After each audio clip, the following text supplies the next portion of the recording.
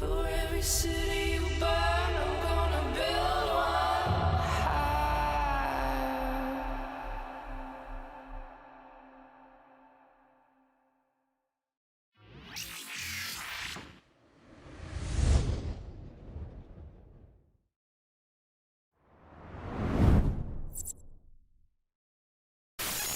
Greetings, fellow Empyreans. I am Ashtarothi, the voice of New Eden, and it is March 10th, YC128, and this is the Eve Universe Show! Welcome, welcome, welcome, guys. How's it going? Levels should be good today, hopefully. But we have a lot to cover today. A lot of little things. So strap in. We've got New Eden news. We've got actual Eve mechanical changes and patch notes, and some stuff about probably the upcoming election and its rewards, as well as some Frontiers news. So strap in, boys. Like the channel if you haven't already. That really does help get my content out there for more people. Which is helpful to everybody. So let's just go ahead and start to jump into it. How you guys doing? Let me make sure I have everything set up correctly. I should. So right now we are in the system of Borans because of the New Eden news for today. But unfortunately, I feel like we should save the New Eden news as a bit of a palate cleanser between some of our topics today, because I continue to be kind of frustrated and torn when it comes to what CCP is doing. Okay, well, hopefully it's good. What CCP is doing during when it comes to faction warfare. Oh, you can hear the frying out now. No, don't say that. Oh, no. I'm going to have to figure out how to fix it all. At any rate, it is what it is for now. I'll do my best to not sound too excited. I don't know. I don't know how to fix it. I'm going to keep looking into it, working on my sound engineering for it. But in the meantime, we'll get through today together. So a little bit of frying at the top end of my... Yeah, stay excited. No emotions for you. No. Okay, so we have been on a journey as a group, and I have as an individual, when it comes to what CCP is doing when it comes to faction warfare and standings, right? So, so far we've gotten both promotions and level 1 missions have had their standings penalty consequences removed from them. So that way, like, you don't have to worry about getting negative derived standings thanks to being promoted in faction warfare or by doing faction warfare missions, which is one of the biggest barriers to getting into faction warfare has historically always been the idea that I don't want to get locked out of valid areas of space, right? So when you join faction warfare, you become an enemy combatant to the enemy empire, which means that enemy empire will come after you wherever you go in their high sec, no matter what. And also you can't cloak in their high sec either. But if you lose enough faction standings with an empire, if we jump into Eve real quick. Nope, that's not the one. If you open up your standings window, so if you open up your character sheet, let's talk about what we're actually talking about here. If we go up here to faction standings, you can see your different empires, and you can see that there's consequences for positive standings and there's consequences for negative standings. For positive standings, at 1.0 you get level 2 agents, which is fine, level 3 agents at the 3.0, and 5.0 for level 4 agents, with level 5 agents for 7.0. That's what everybody always talks about when they think about standings, because that's kind of the positive gain. However, if you lose your standings with factions, you can get negative 2. You get locked out from all missions except for level 1 missions for that empire. So it doesn't really matter if you had negative, if my Caldari state dropped all the way down to -2, it would not matter that my standings with the Caldari Navy is 6.96, I still would not be able to pull level 4 missions in the state until I fixed my standings. And then finally at here, 5.0, that's when you begin to become being attacked by entering space controlled by that empire. So the concern has always been, well, if I participate in faction warfare, I'm going to lose standings with the enemy empire. And if I do that enough, then I might suffer one of these two consequences. And this one's kind of annoying, but this one's really bad, right? Maybe I'll never be able to be in faction warfare. And in fact, the other piece of this is that faction standings has historically been the hardest thing to like acquire over time in EVE. There's a reason why, and I have it down in the links below. There's the plan to fix your faction standings in EVE is so important, or like doing so is such a big deal that it's just referred to as the plan. If you Google EVE Online the plan, then it is the faction repair standings repair plan. And you know, there are other ways to make this happen too. Would making faction standings easier be a better fix? Well, arguably, they've already done that, right? By making it so that you can get promoted in the Emperor or in the Empire without causing a derived standing. So if you look, this is what we did the other day. I did my, we did missions for level 1 agents long enough to get promoted in faction warfare. And with promotions comes a faction standings. But you can see here, there is no... this is actually for a different thing. So that, and this, hold on. Yeah, this was on the 27th, but it's at a different time than this. Don't worry about that. That's not derived. I did two different things. You can even see it here. It's actually the second one. I declined this mission. That derived, right? But my promotion did not, right? Likewise, if I go to the Amar, you'll see I did not lose any standings for getting promoted with the Mimitar. So it has gotten easier, but you still have to be in the militia in order to be able to do that. So joining faction warfare won't become cause negative standings. So the only real way to get negative standings at this point, as far as I know, is storyline missions and security missions, or, you know, those kinds of missions that specifically target the enemy empire, non-faction warfare missions. Except up until today, they have only joined, or they'd only done, is it killing pods? Does killing pods actually do that? We'll talk about that in a second. Because killing pods comes into what's happening later on too, or what we're talking about today. Yeah, that is for the corp, but I don't know if that, I don't think that derives for faction. Anywho, where was I? The point is, oh yeah, up until today, level 1 missions you could do as many without causing any standings penalties. This is all very, very new, right? And I at first was very much against it when it was just for promotions, because I feel like, you know, standings are an important mechanic in the game, even though they are completely underutilized. I feel like they represent a very important part of the game, which is this idea of lasting consequences and a lasting legacy, even with the NPC groups. And therefore, the idea that, like, well, I think that positive and negative should be part of that. It's why I didn't really like the idea of dual standings in Pochfin or anything like that when it came out. And so I was kind of instinctively against this. But then when they started to do the mission change, I started to get on board, because I realized that, like, basically what they're doing is they're changing the way that we relate and think about faction warfare. And a big piece of this is because of the fact that they want the idea of participating in faction warfare to be more ubiquitous, right? With the idea of military campaigns, expanding the idea of what it even means to be a faction at war. You know, it's incredibly important to them to make it so that those little complaints are directly addressed, right? So now they've basically made it so that being in faction warfare is just a net benefit for your standings, and it makes it so that now just going around and grinding on faction warfare and faction warfare missions enough to get your standings all the way up, to get your faction standings up, is just a good idea for every player to do at some point in time during their EVE career for the advancement of their characters. It gets you better taxes, it lets you pull all the missions. Having high faction standings, very, very strong, right?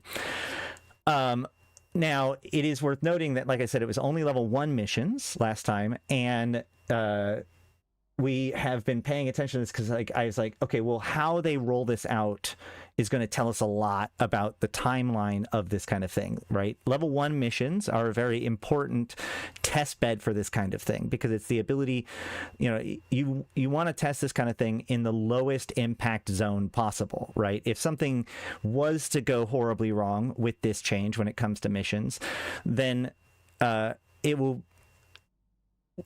they would be able to see potentially the negative behaviors or the negative consequences of this could be looked at by the player base and pointed out when its impact is at its lowest, right? But the idea that I had was that they were going to like work their way up to 2, 3, and 4, right? So how fast this rolled out, what happens with it, that was going to be important to watch to see how much CCP, what is the timeline that's going to be, but also like, what does CCP think about these changes?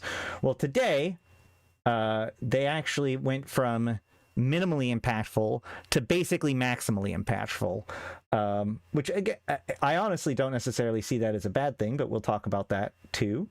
But it's part of another bigger change in faction warfare, and one that I woefully disagree with. And I think that this is going to be a fun journey of a discussion, guys.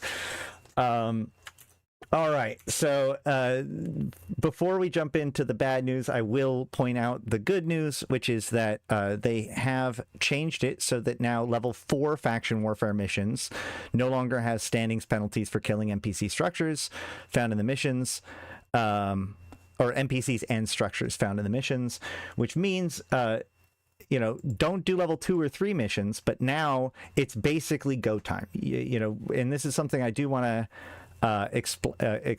work out. Yes, this does nothing to do with, this doesn't help fix pirate faction. Getting high pirate faction is tough. You can do the epic arcs, but also the standing gain for running plexes in Angel and Grissus is really low, and they do not have faction warfare missions in the same way. So yeah, getting high pirate faction standings is very tough, especially since all of the methods that we currently have to get pirate faction standings do derive. Well, getting Angel Guri standings is because like I said, you can do the epic arc. They did buff how much you got for the epic arc a while ago, and that getting enough standings to be able to participate in faction warfare is easy.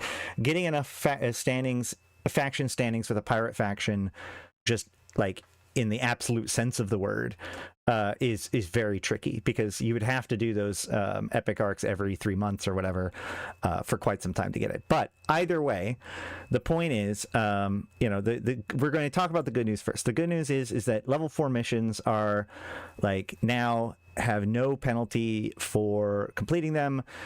It's worth looking into that and trying those out. It's going to be interesting to see. And like the level 2 and level 3 missions are the least impactful missions. Obviously, they're kind of the stepping stones.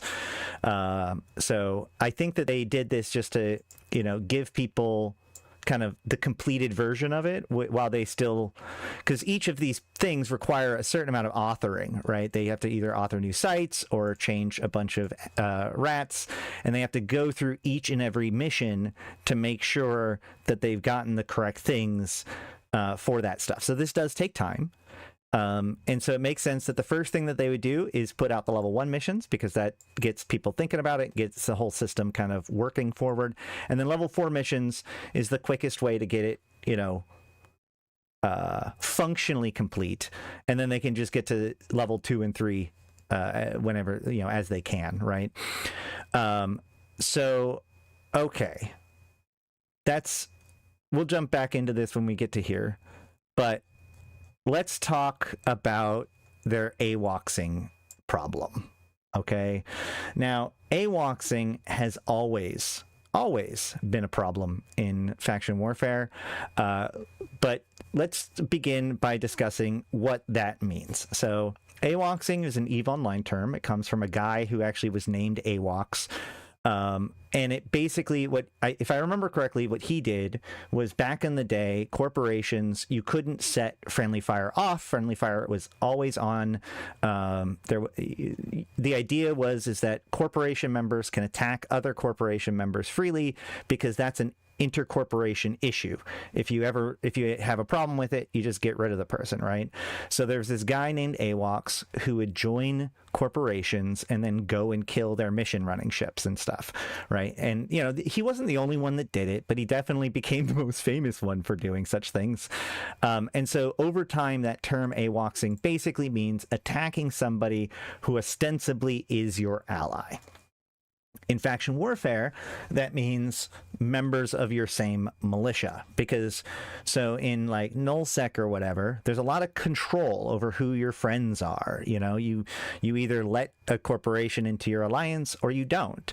In the militia, you don't get to choose who your brothers are. Anyone can join the militia who has the standings. Any corp can join the militia who has the standings. I remember back in, 2014, I think it was, the Gallente had a whole civil war because there was a lot of the big players in the Gallente militia did not like the fact that Ardra was getting friendly with Snuff, and so they tried to war deck Ardra in order to push them out of faction warfare, to say we don't want you in our club, and they failed because how do you actually achieve that goal, right? It didn't. So ultimately, you kind of have to work with the people that you are in the militia with. That's one of the things that makes being part of the militia kind of unique, right? But as a consequence to that, you're out there, you're running sites, you run plexes, and you run into other militiamen. Now, the faction warfare sites themselves pay out. Usually, some of them do pay out. The amount that gets paid out increases for the amount of people that are in the site up to a certain number. But a lot of the sites are also just -1s, which means that whatever the total amount of LP that's available gets split amongst all of the people. And so this idea of plex rights and who gets to do the easy plexing or it becomes this point of friction amongst militiamen when you go into other people's sites, especially if it's already being run, because you could show up in the last 5 seconds and take half the reward, right? This has been this kind of point of contention within faction warfare. And that combined with the fact that if anybody attacks each other in those scenarios, you're going to lose a lot of not faction standings, but standings with the corporation for the militia, right? The solution for Awoxing in faction warfare is a standings loss. Now, each of the militias are run by a certain corporation, right? So the Federation Defense Union for the Gallente. And so attacking other people within that corporation can give you a negative corporation standings. And attacking other players within the militia broadly can also give you corporation standings lost because of that. And the idea is that in order to join faction warfare, you have to have a faction standings of 0.0 or higher with the faction, and if at any time you don't have that, you get kicked out. Likewise, when it comes same with if you try to join the militia, the corporation, you have to have at least 0 with the corporation, otherwise you can't join it. You can't join faction warfare. So the solution to this is that you join a faction warfare corporation, right? The entire corporation joins faction warfare, and now it's not about the individual's faction standings or corporation standings. It's now about the entire collective's average. And so, one of the things that ends up happening back in the day is that every once in a while, one of the main faction warfare corporations will have an UPSI, and they'll invite one too many people with low standings, or one too many people will AWOX, or whatever it is, and the entire corporation will get kicked out of faction warfare, and then they got to figure out how to get everybody their standings up real quick using data centers or whatever in order to get their standings up. And this is just kind of something that people have had to deal with. But the idea is that besides that, you can kind of cover up negative factions or negative standings by joining a corporation that's in faction warfare rather than having the standings yourself. And a lot of people in faction warfare obviously have high standings, and therefore if the group has been in faction warfare for a while, chances are a few people showing up with low standings won't be a big enough hit to kick the entire corporation out. So that has been historically the solution. But the problem is like this obviously doesn't fix the problem. This fixes the problem in the same way that negative security status fixes the problem of ganking and HiSec.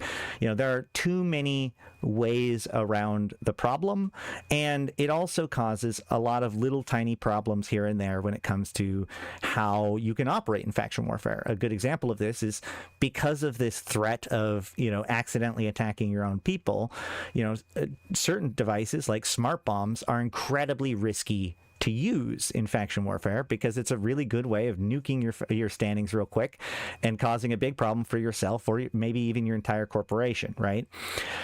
So there's always been problems with this, and it doesn't really fix the problem. We know it doesn't fix the problem because everybody's complaining about it. What really happened was with Uprising, kind of things changed, and it was even more reinforced by Havoc. But with Uprising and Havoc, it brought a lot of additional focus to faction warfare and a lot of additional rewards, which meant increasingly there is this focus on faction warfare for its monetary benefit, to get the LP, to get the cool ships, etc. One of the things that CCP neglecting faction warfare for years kind of did was made sure that the people that were participating in it were relatively hardcore within that universe. There was a certain amount of buy-in to the idea of like territory control and the overall like investment in your faction that people that are just joining in for LP don't see. Now, we always had cockroaches. We always had Plex farmers that didn't really give a crap. But I've always looked at that as kind of like the underground burn of faction warfare. And what's interesting about that is I think historically this has actually been really, really good because it makes narrative and it makes propaganda important, right? If, people join a faction in order to farm the LP, not for fighting, but just to like go and do some backwater Plex somewhere where they're not going to get harassed. They're going to do the one that they think that they're going to get the most out of. And back in the day, the side that was winning the most earned more LPs. So if you could convince everybody that you were the winners, that kind of shifted more of the burn towards your side. And so making sure that people understood that your side was doing well became a key piece to the overall like meta of faction warfare. And that really gets disrupted in Uprising, not necessarily for a bad way, because that part of it is that being a cockroach, being in a backwater system, just farming on things. By the way, I call them cockroaches because you shine a light on them, they scatter. Anywho, because of the fact that so much of the focus got brought into individual systems, like with the front lines and the command centers, and the rewards were largely stripped out of the backline systems, that actually really helped a lot of this problem, where the Plex farmers could no longer go off into some deep water system and Plex there. They had to Plex in the front lines. And on top of that, the rewards were really increased.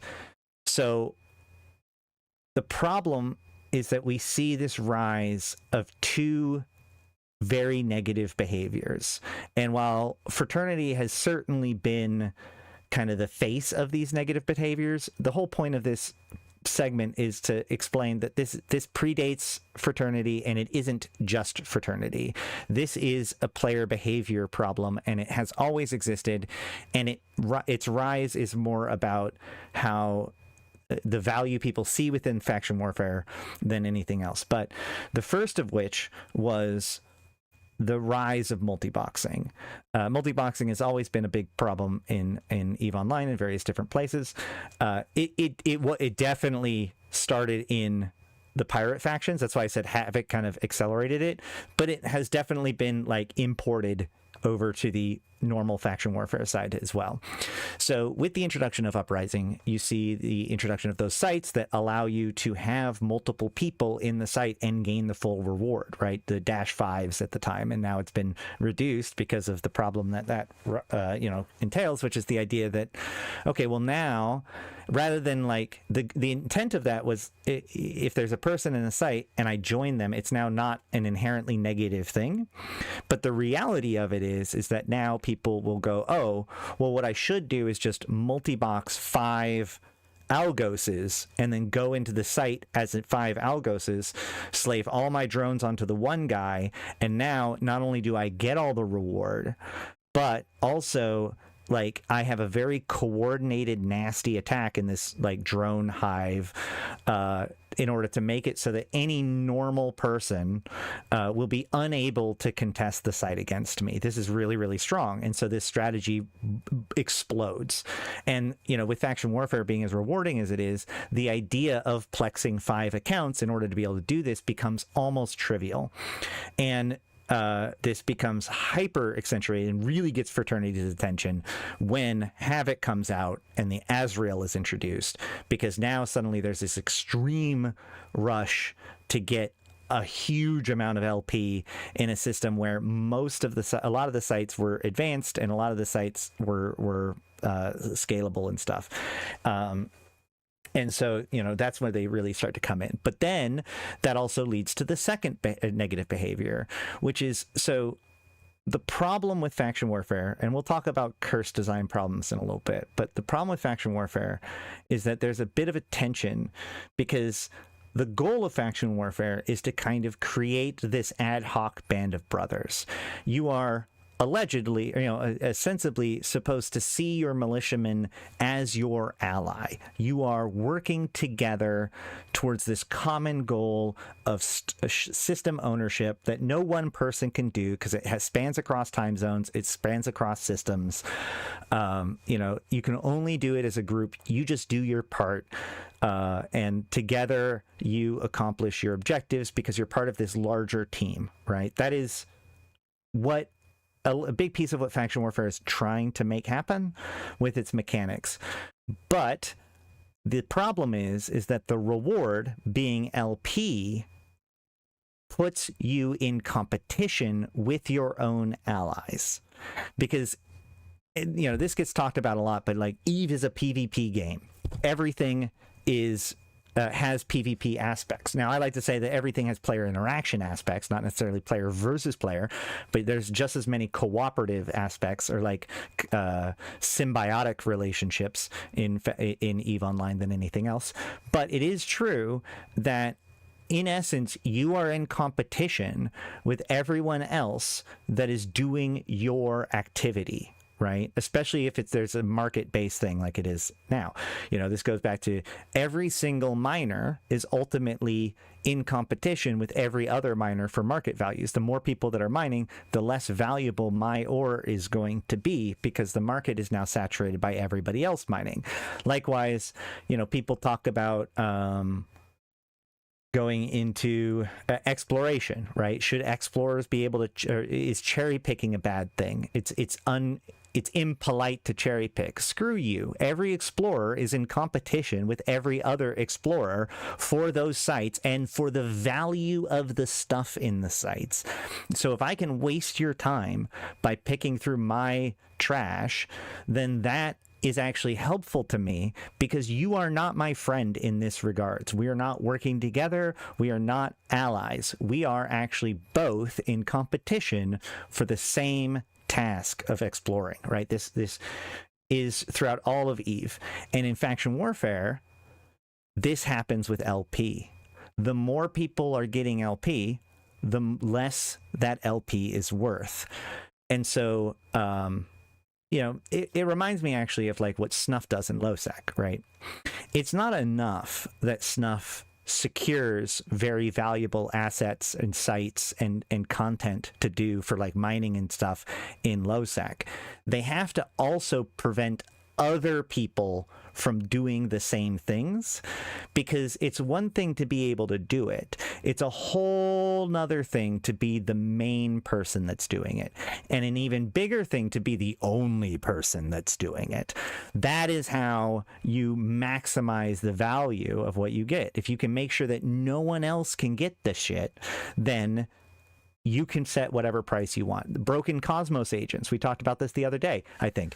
There was somebody complaining about a Cosmos thing where the guy is able to, basically prevent anyone else from getting the doodad. And so he can sell the doodad for like 2 billion ISK on the market.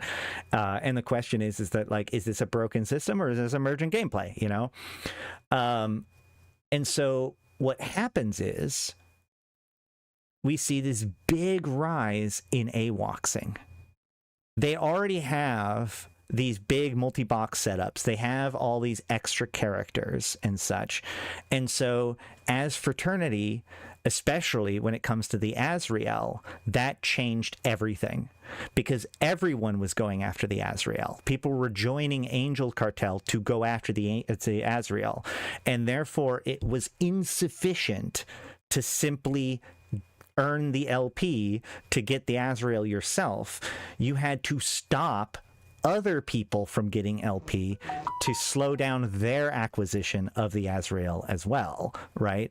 And so we see them start to not only begin to flood all the different sites, but aggressively AWOX people of their own militia that goes into the sites, because they do not see, they're not looking at the meta. They're not looking for the territory control. They're not looking to win the insurgency. They're looking to earn as much LP as possible and to earn basically a market share of the LP, which also means preventing the enemy, their allies, their other militiamen from getting that LP.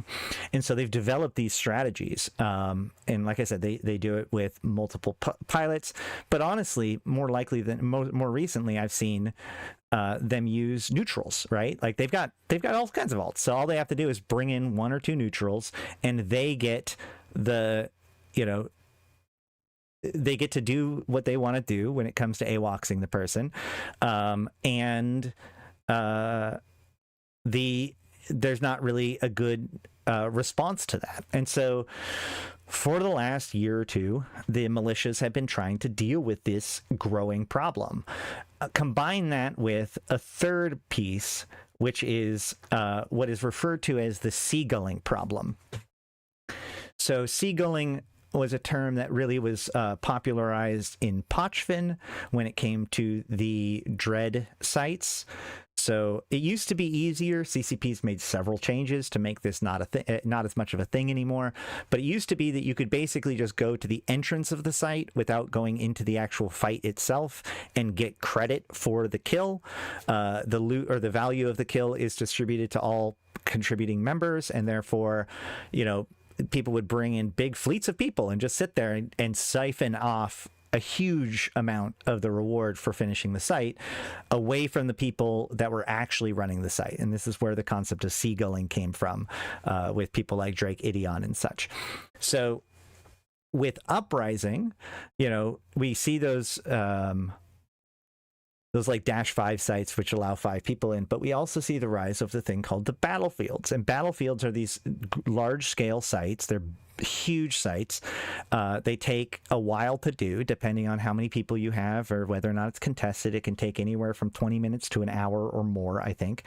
And they have these big payouts, but it pays out to everybody in them. And so this is where we start to hear about seagulling in faction warfare, where people will go into these battlefield sites in ships that are in absolutely no way capable of actually contributing to any meaningful way. These are like little frigates in a site that's designed around battle cruisers and battleships. They couldn't even fight the rats if they necessarily wanted to. their job is to just burn off real fast and stay away and prevent anybody from kicking them out, so that way they're there at the end, so that way they can get their copy of the reward. And when you combine these two things, it makes it so that you can have a bunch of people show up as in Seagullers and take a big chunk of the reward, because it splits out to 30 people. So depending on how much the initial force is, it can start to take a good chunk of the LP from the people who are actually doing the work. And this feels really bad, right? Not only does it feel bad, like it felt bad for mission runners to get a bunch of LP and devalue our LP and our work, because missions don't contribute to faction warfare control.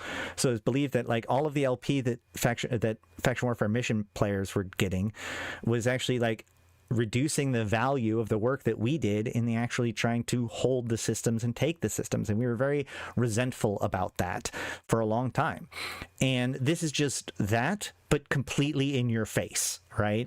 That person is literally on grid with you. You can see them the entire time, and you're waiting there looking, and you just know that this slime bag who's done absolutely nothing for you and would probably disrupt your efforts if they could, is going to take part of your reward like they were, part of your team, right? And so this anger towards seagulling has festered within the faction warfare communities to the point where now faction warfare players are starting to take matters into their own hands. And the problem with Battlefields is you can't go in as a neutral party. They can't do that, bring in one neutral to do the Awoxing. That's both good and bad. What it means is that over time, people like Fraternity coming in with multi-boxers in order to seagull in Battlefields has led to people voluntarily Awoxing and figuring out how to manage those standings, because you can share them within the corporation. There's other ways that you can do stuff, but like they're trying to wrestle with that issue. And these are choices that the players have. But neutrals can go in? I'm sorry. I don't know why I thought that. For some reason, I just came to that conclusion in my brain. I'm so sorry. I don't know why I thought that. It just made sense in my brain. Why don't I have any memories of that happening then? Oh, I guess I do. Never mind. Okay, so yes, they can have neutrals that come in, but okay. The point is, one way or another, the corporations have attempted to deal with this problem. People have dealt with this problem by Awoxing them back, right? Because like they can bring in their neutral to kill you, but unless you have a neutral, you have to set up this whole thing like them in order to deal with these problems. Okay, so that is this is the situation that we were in when today's patch was conceived, made, and now deployed. I've also expressed my own ideas about how to fix this problem and why the standings doesn't fix the problem. And we'll talk about that again in a little bit. But first, let's go into what happened today. Capsuleers. A part of the upcoming summer expansion is the introduction of military campaigns, along with a focus on making faction warfare more appealing and accessible to players, new and old. Two key issues are being tackled to accomplish this, each currently acting as a barrier to entry. 1. Concerns over losing standings among players interested in or already participating in faction warfare. We talked about that. 2. Players getting killed by their own friendly militia members, commonly referred to as Awoxing. That's where we're at. By the way, historically, the response to this is a social issue, right? The standings exist for a reason. There is a consequence built into the game. There are ways around the game, this consequence in theory, but these are the systems, and everybody's got to figure out a way to work around it. Again, same as security standings, right? And while the CCP has made changes to security standings, in general, they tend to err on the side of, what are we going to do about it? You can just roll another alt, right? But this is like one of their most meaningful attempts to actually fix the Awoxing problem. Current problems: faction warfare is inconsistent when it comes to standings. Those only participating in PvP and focusing on the content around war zone control, like capture sites, advantage objectives, battlefields, etc., will not lose any standings. If, however, you participated in missions, you'll lose standings with the enemy faction. Getting promoted can also cost you standings, which feels especially frustrating to those who didn't want to get promoted, because it simply happens at a certain standings threshold without opting in. This can make promotion feel like a negative consequence rather than a reward. Completing career agent missions with a new character could cost you standings through the final mission in the chain through derived standings, and there is no warning that this could happen, unlike in storyline missions, and it could lock out new players from joining the 2 Empire militias based on the enemies of that career agent. Attacking another character in your own militia will cost you faction standings. The intended design being that continually attacking allies will eventually hurt a pilot's standings so much that they'll be removed from the militia. This doesn't apply to characters inside of a player corporation, however, who can actually fall to -10 standings with their faction and remain enlisted as long as the average standing of the corporation within the faction remains above 0.0. That's what as I said earlier. And like I said, a lot of these established faction warfare corporations have really high faction standings because it has a lot of pilots that had a lot of promotions. This creates a loophole where characters inside of a corporation with enough positive characters to balance out their negative standings can attack friendly militia characters indefinitely without ever being removed. Another loophole is that gets abused is creating brand new corporations and immediately joining faction warfare with them, populating them with -10 characters, then proceeding to AWOX for a week until the corp gets kicked out when the average standings catch up. Okay, that's gross. I didn't even know about that. I hadn't thought about that one, but that is gross too. Solutions. We have already started to tackle the standings issue, with more to come in the summer expansion. Career agent missions no longer give derived standings, so players no longer lose standings to the Empire faction when completing the final mission. Promotions no longer give derived standings, so players can no longer lose standings with other factions when getting promoted within their militia. It also meant that we no longer got derived positive standings, which kind of sucks. I mean, I got most of my Minmatar standings by getting promoted by the Gallente. And now level 1 and 4 faction warfare missions no longer have standings penalties for killing NPCs and structures within the mission. This plan is to be rolled out for all faction warfare missions during the lead up to the expansion. So here we go. So it's 1 and 4, and in theory, by the expansion, all faction warfare missions will be in this state. Wonder if they're going to fix faction standings in the other security missions. I don't think so. If you're unfamiliar with the term, derived standings refer to the impact your standings with the main faction have on allies and enemies of that faction. For example, completing a storyline mission for the Minmatar Republic would increase standings with them, but also grant a similar amount with allied factions like the Gallente Federation, Sisters of Eve, and Thucker Tribe, as well as decreasing your standings with enemies and rivals like the Amar Empire and Kalari State. Somebody online on the forums suggested that this is not true anymore. I'm 90% sure that this is true, and we just recently tested it. Malak can give me the last 10%, but they're using this as an example. So this suspects that this is a good example of. Oh wait, hold on. Yeah. This has now been changed, so you can only gain standings with the main faction. Just wait, hold on. It's true in the game mechanics, but less true in the lore since the Shadow War. Which part is true in the game mechanics, but less true in the lore? Oh, I see. The derived standings between the two. That's fair, I suppose. That's fair. I mean, except for I would say that you would change that by changing the standings between the two empires, not by removing the mechanic altogether. But that's a good point. All right, so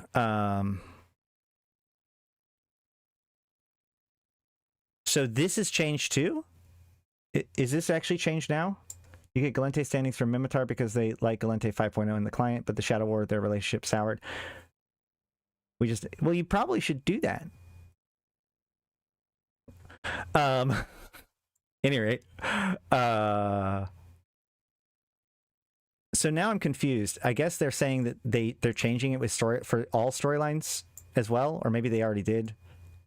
But the targeted ones still will cause negative standings. So the missions that tell you to go after the Amar, standard military missions, security missions that tell you to go after the Amar will make you lose standings with the Amar. But storyline missions won't?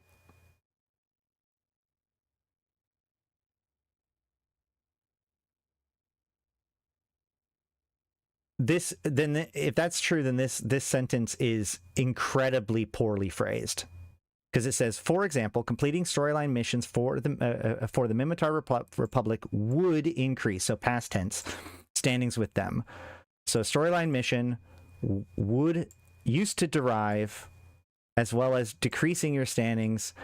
This has now been changed, so you only gain standings with the main faction, just like with Epic Arcs. This sentence implies that this sentence was the past and this is the now for storylines. That's how I read that.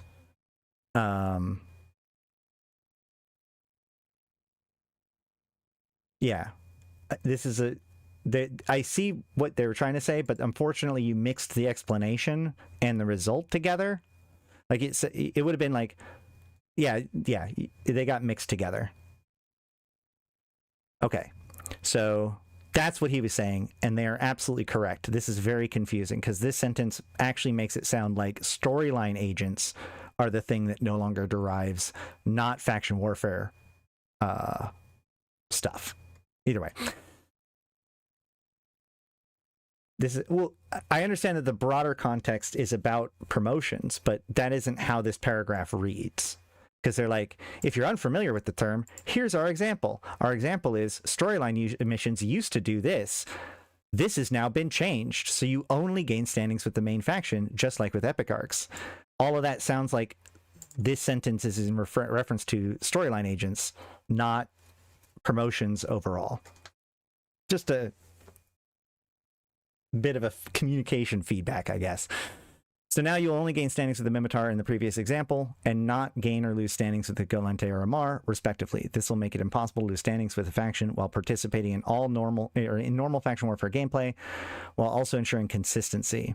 Standing penalties from NPCs, which appear in capture site complexes, were removed in 2012. We decided not to add standings penalties to the new content introduced in Uprising, such as battlefields and supply depots. The hope is that this will now give a greater purpose to faction warfare missions, as one of the best ways to raise your standings with corporations and indirectly with your faction through promotion.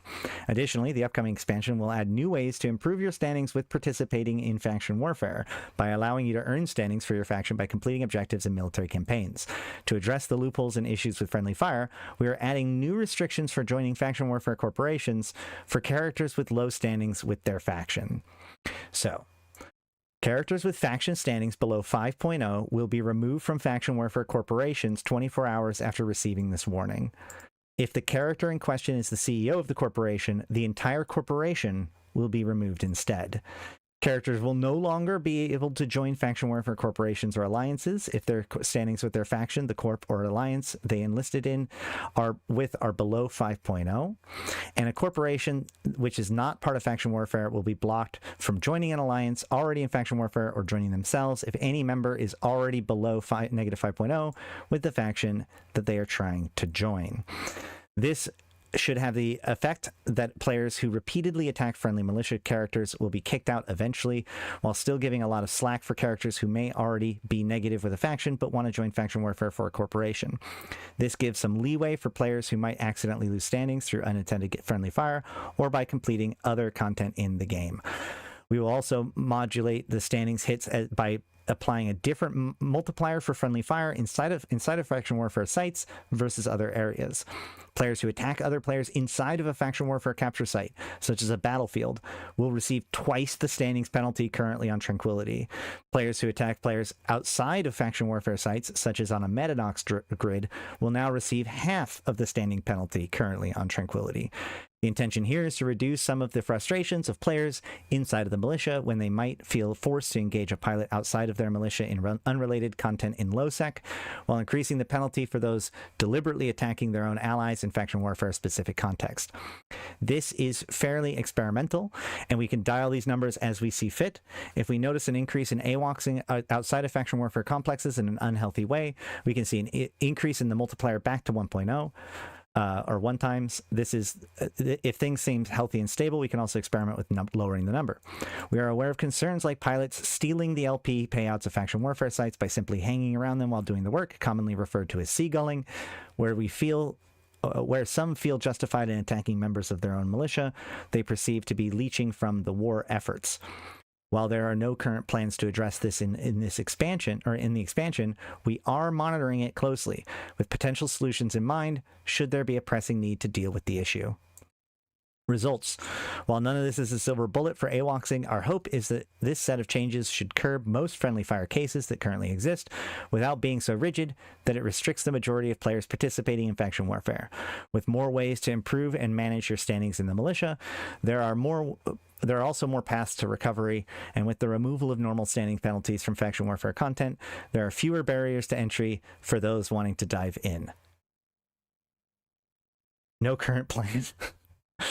Timeline. Standings penalties have been removed from level 1 missions, as well as derived standings penalties from promotions and career agents. With the release of this dev blog, level 4 missions are now part of and the new penalty multipliers for friendly fire inside of outside of faction warfare complexes are now live. As the expansion moves closer, we will remove the penalties for level 2 and 3 missions, as well as implementing a system to kick characters out of a corporation based on negative standings. If it is really ready sooner and Awoxing becomes a bigger problem in the short term, we may try an early release at a lower value. Happy hunting. Okay.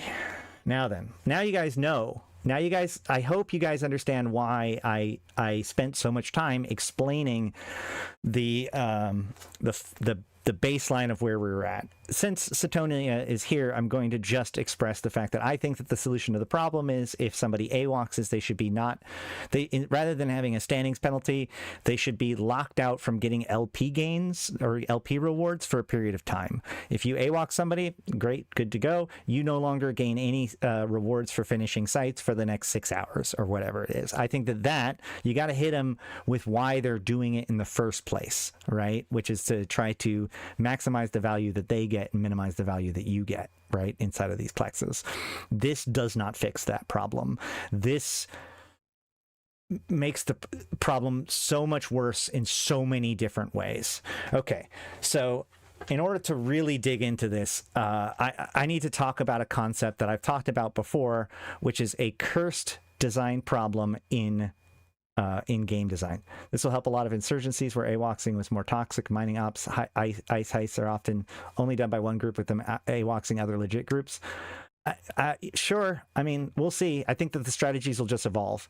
That works for stopping players who are engaging in AWOXing for farming LP. It doesn't stop players killing the 8-day-old coercive pilot in a small Navy 1 because they can. I think that the vast majority of people who are AWOXing the coercive pilot in a small Navy 1 because they can are actually doing so because they're trying to secure the site for themselves.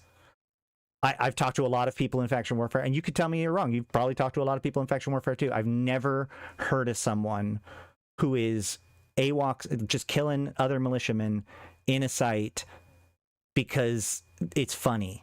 They're doing it because they want the LP. That's, yeah. Okay. So a cursed design problem, we've talked about this before, is when like there's two pieces of design that are in conflict with one another. And I do have links down below to this particular GDC talk, which I recommend you watch about it, which is Cursed Design Problems in Game Design. But in order to talk about it, he defines a concept called player promises, which is from an earlier talk or a different, design talk, where basically, when you make your game, like how the game presents itself makes particular promises to the player. The player has various expectations of what they're going to get out of this, and it is when these promises are in opposition with each other that we end up having these cursed design problems. So the biggest example that he gives right away is the idea of politics in gaming, which isn't what you think. Basically, what they're talking about is in a board game, for example, with like multiple players that are playing against each other, or in any sort of competitive game that involves a bunch of players, right? There's the idea that players can gang up on each other, and that alliances can be formed, and that has meaningful use. That's what they mean by this, right?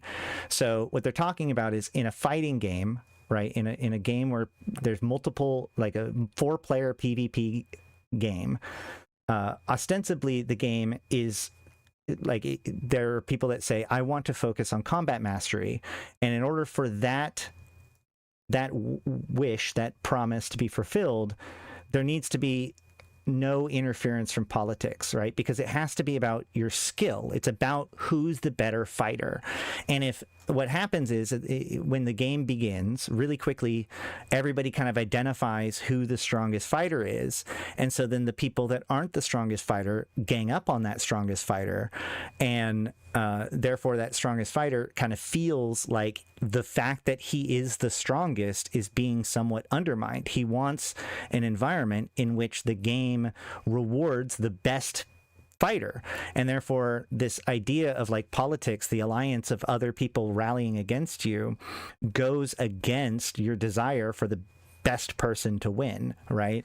But then the other desire is that you want to play to win, right? You don't necessarily want the strongest person to succeed. You want you to succeed, which is what leads players to form those alliances and build stuff. So the question of whether or not players should be able to do, politics, should be able to form alliances, should be able to work against each other and for each other, like that, either they can or they can't. And the more it supports politics, the more it supports one design concept, and the more it hinders politics, the more it goes after the other design concept.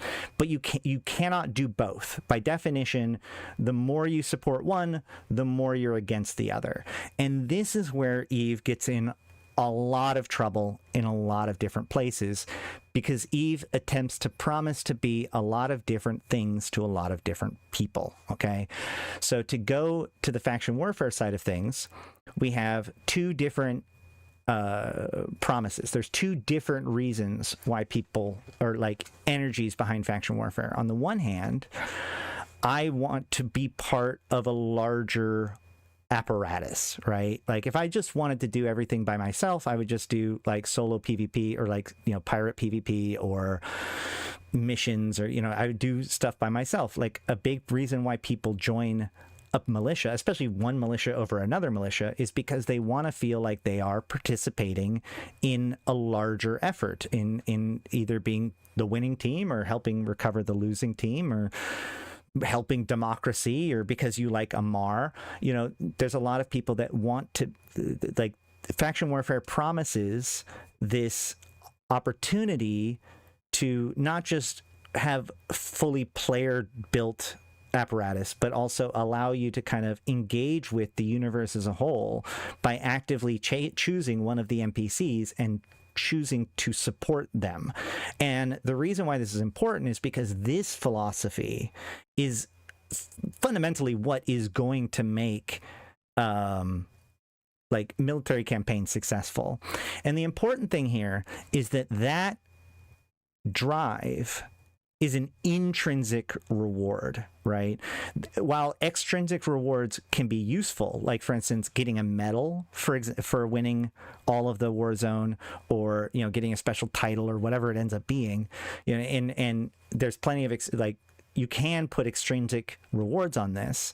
Ultimately, that idea of like wanting to be part of a team is taps into an intrinsic reward. It taps into something very primal about the way that humans work, right?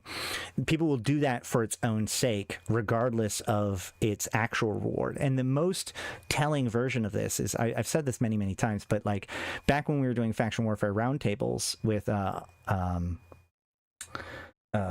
Torvald, as he was like preparing all of his stuff for the presentation he gave as a CSM guy, one of the things that kind of struck me was that at the time, which remember, at the time, this was like hardcore faction warfare pilots. At this point, faction warfare had been basically ignored by CCP for 5 years or more. And so most of the people who would just like dabble in such things kind of moved on, and you had this hardcore core of people who really believed in the faction warfare gameplay and wanted to see it as best as possible. And that was kind of who this population for this meeting was.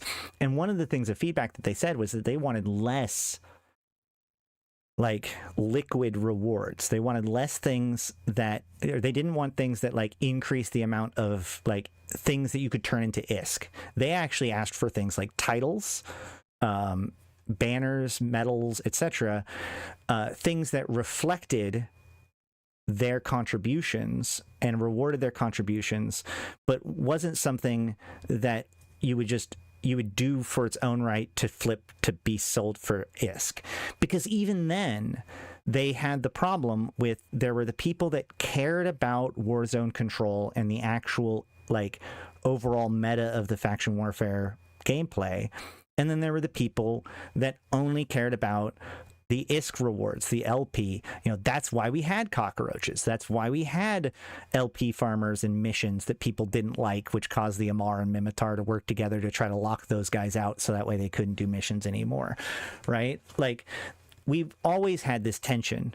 And even back then, their response was like, we want there to be less reason for people to join faction warfare to get rich. We don't want to get rich in faction warfare. We want to win, right?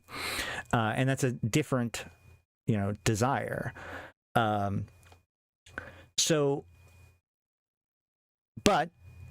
EVE Online is a game about capitalism. It's a game about how everything interconnects with each other. It's a game about the sandbox and emergent gameplay.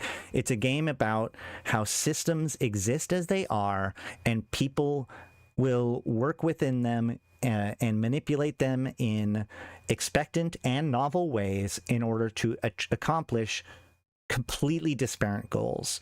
One of the things that's great about EVE is the fact that, like, when I'm defending a faction warfare plex, right? Pirate comes in. They have, this nice fleet because they're all fancy, or they're flying fancy ships, and I'm just in my little Tristan or whatever, and they decide to come into my plex and try to harass me. I know that's a losing fight. It's not even going to be close, so I just warp off and safe up for a little bit. I know that what I want and what they want are different, right? They want to get a fight. I want to complete as many plexes as I can in the next few hours. So if fighting them is valuable to me, like, then sure, why not? And I like a good fight. So if they came in with a single pilot or whatever, and then I'd be happy to fight them. But that's not why I'm there. And so we have totally different goals. Right. And so me, in that case, avoiding that fight gains me wins my goal and loses their goal. And that's only possible because we have fundamentally different goals. Now, if an enemy militiaman comes in and does the same thing, that changes the situation completely, because now they are undermining my effort. They are running the plex in the opposite direction. They are helping pull back the system, because I need every single plex to be run as efficiently as I can in order to get the progress up as fast as possible, so that way we can flip the system. Even a little bit of time is losing something for me in a way that is at least twice as impactful as what any pirate can do, if not more. And so I actually have to do something about this guy, because he and I both have this roughly the same goal, which is to complete that site for ourselves, because we get our own rewards for it. He might be doing it for LP, I might be doing it for Warzone control, and that might change some certain things. But ultimately, our goals are aligned. Our win and loss condition are the same. And this is one of the things that makes EVE so magical, is that this can exist. We're all playing these games in the same universe, but we have our own little paths, and they intersect with each other in these kind of novel ways, which will lead to these emergent experiences.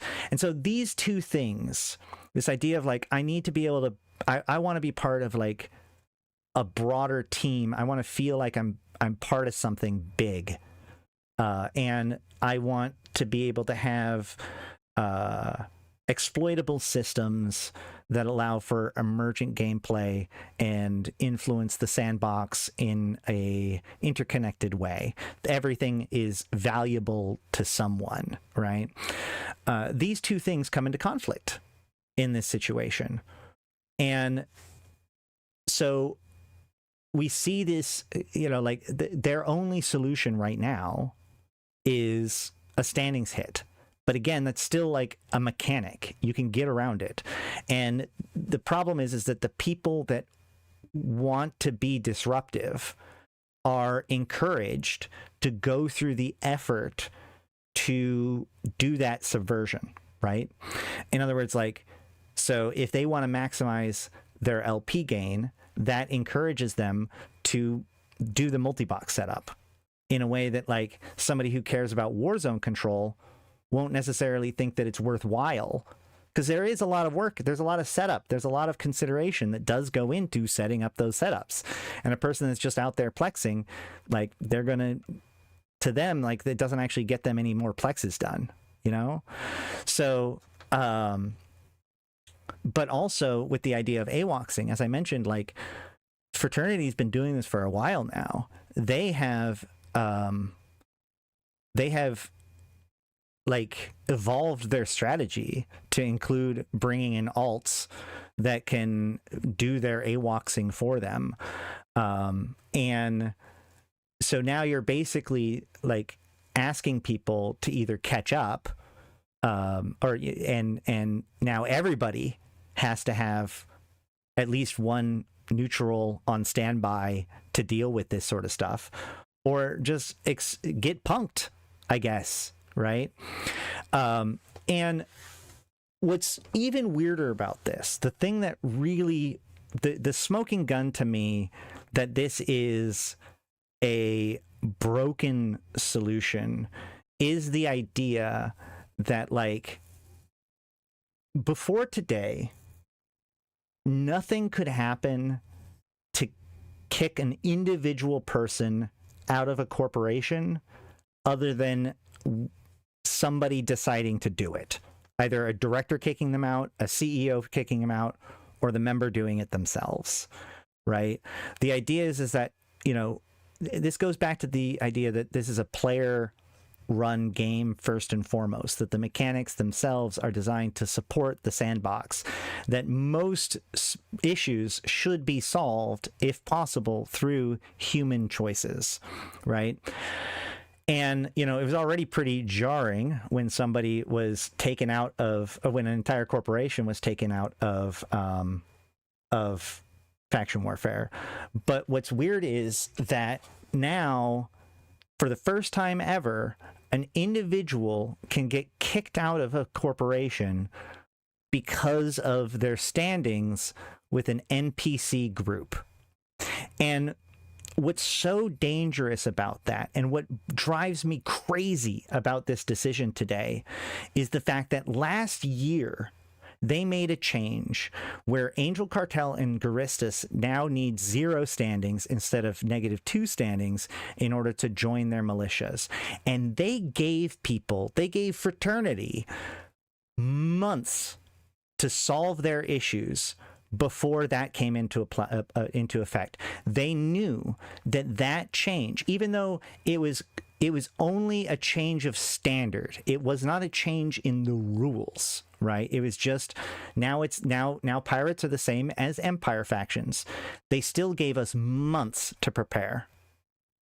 This morning, every single person with -5 faction standings who has been in a faction warfare corporation thinking that it was okay because that was the rules, got kicked out. There was no warning about that. That is not an idea that was even... Is that not true? Was it not this morning? When is it going to happen then? Because this seems to suggest it's right now. Oh. Okay. Hold on. I'm willing to take a bite on that one. Let me double check.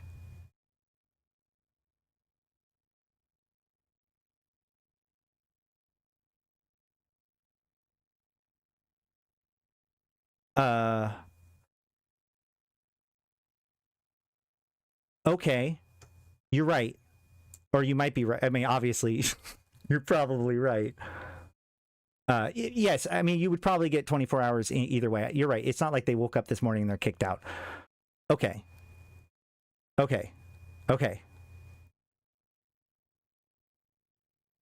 Second paragraph in the timeline. As the expansion moves closer, we'll remove the penalties as well as implementing the kick system to characters out of corporations based on negative send. Well, no. So Satonia says with the expansion. This is saying as the expansion moves closer. Okay. Then I take back that part of my complaint.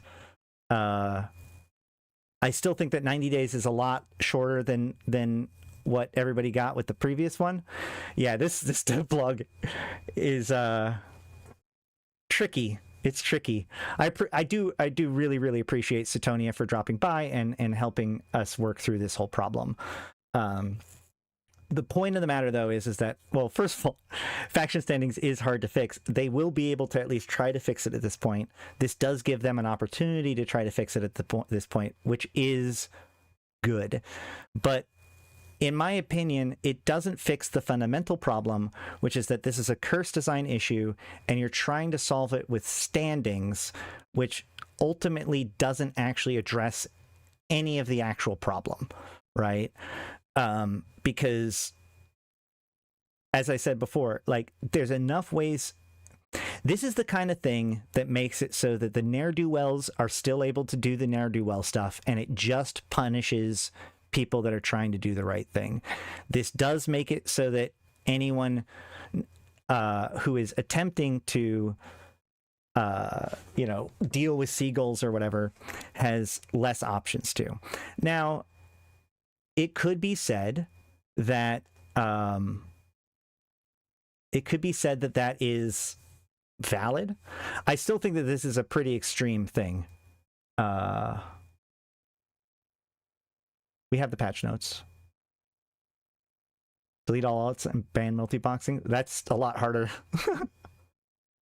Maybe Awoxers will divert to level 4 missions. I mean, it is interesting to see what there are already people that are farming level 4 missions. We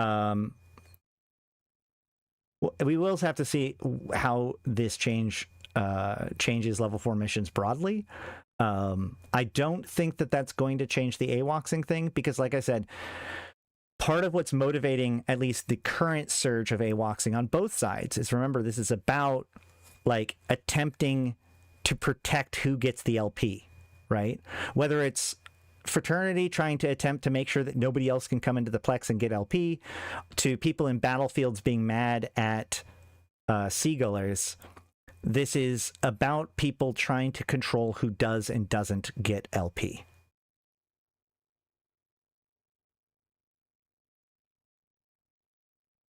To get rid of Seagulling, you just limit the LP that they get based on the time they spent in the site.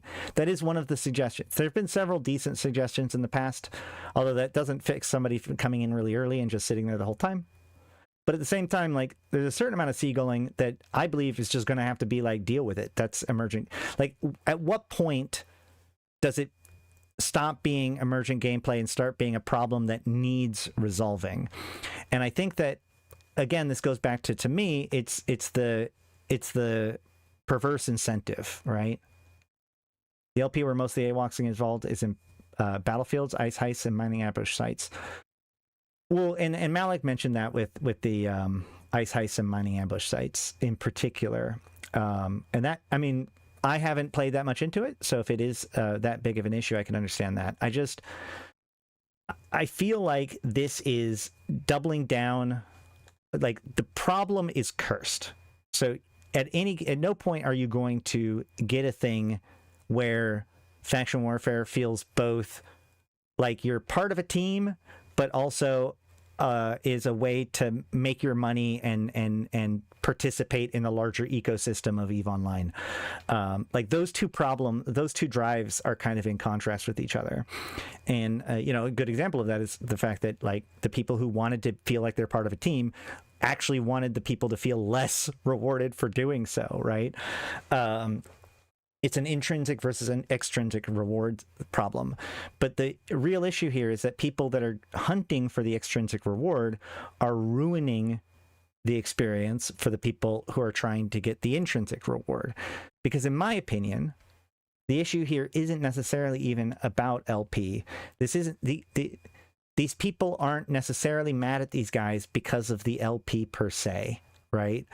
Because let's be honest, anybody who's been in faction warfare for any amount of time will confirm to you that getting LP is easy.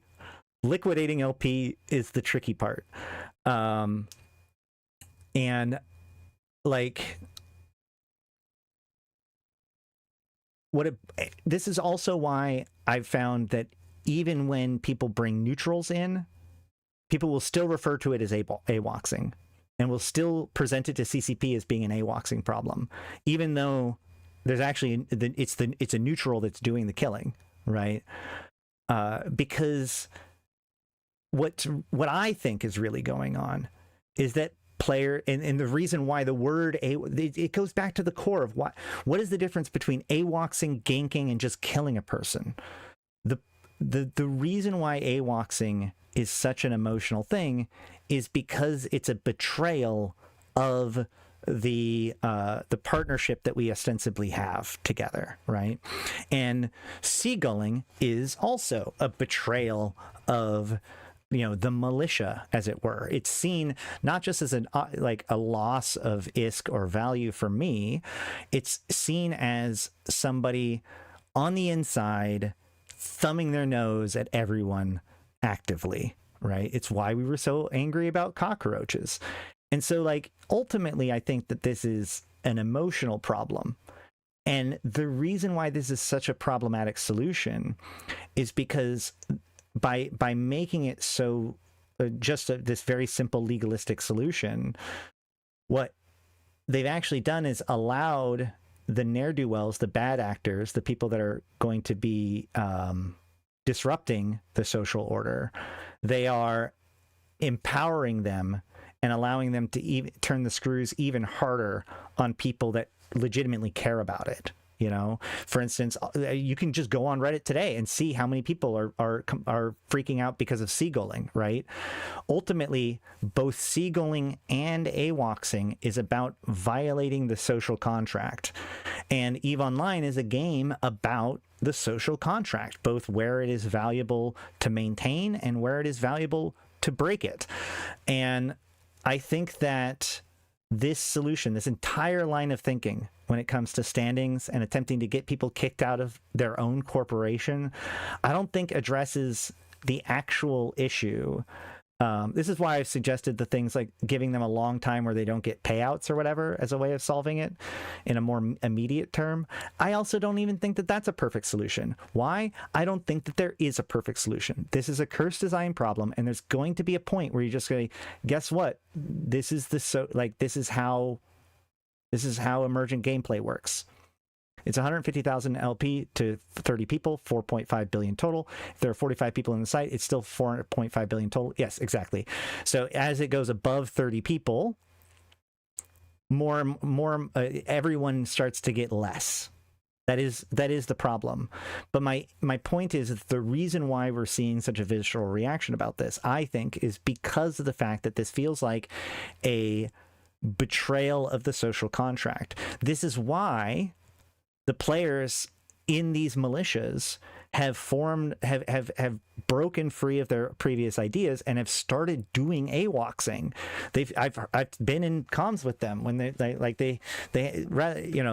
again, it's the idea of bringing in the alt to do it or whatever. But this is now a thing that people have to consider and strategize for and account for, right?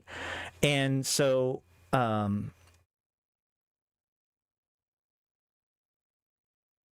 I feel like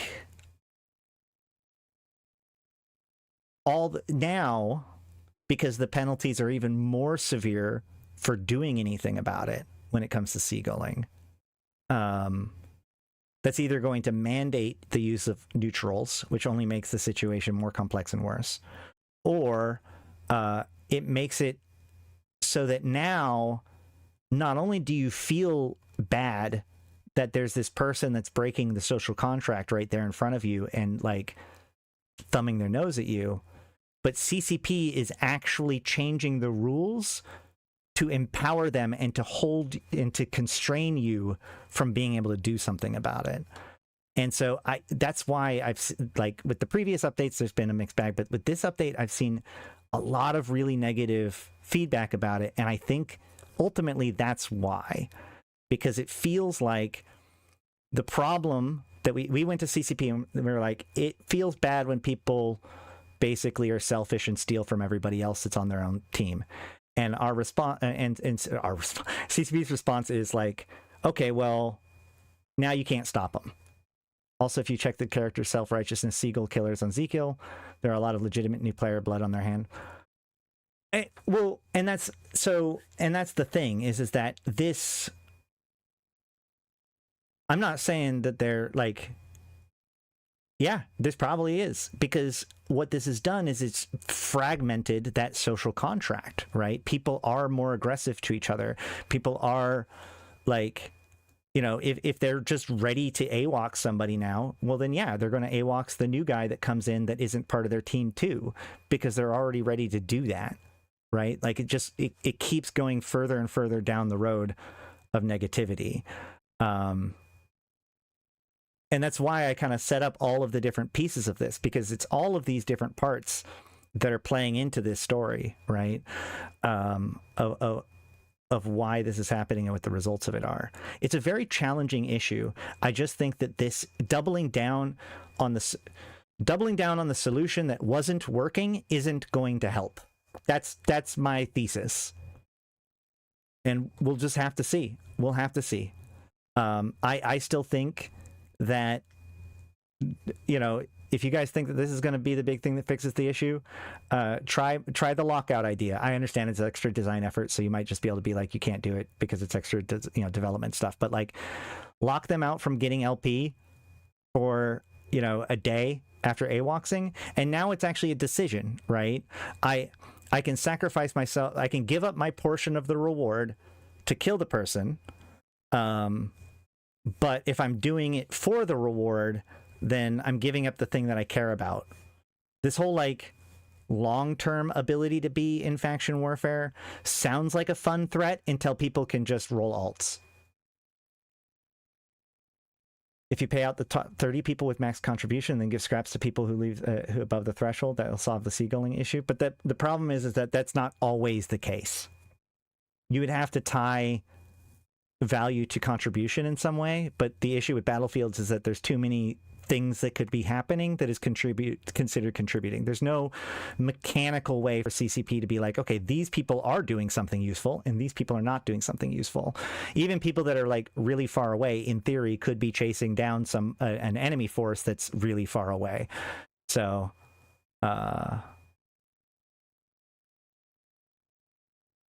in the same way that every Ishtar pilot that docks up when you enter. No, yeah, you're absolutely correct. Like this, and that's my ultimate issue, is that this just fosters a bad behavior and a bad mentality overall. Tell people to exploit the contribution, and there's also things that players contribute to outside of doing damage. Yeah. Exactly. Like maybe that guy who's 60 kilometers away isn't doing anything, but maybe he's also a griffin that's like jamming somebody. Right? Like that's the thing, is that like, and ultimately I think that the problem is that it isn't necessarily CCP's problem to solve, right? Like players want a way to solve the issue with seagulling, but that's only because like it can be pushed to its extreme. If there's like 2 or 3 people doing it, it's almost negligible. It's only when it's done on like an industrial scale that there's a big problem. After 30, just split the battlefield into a new stage, part of the same battle, but more stuff rewards. The battlefields are probably going to like is the worst version of it, which is why like I often just come to like, well, that's kind of the way it has to be. I don't see why they don't. Do we not see a bunch of people using neutrals as a way of clearing out seagullers? Because that seems to be the obvious solution. Why is that not the solution? Why is the solution not just a sniper Naga or whatever sitting there ready to pop all of the seagullers?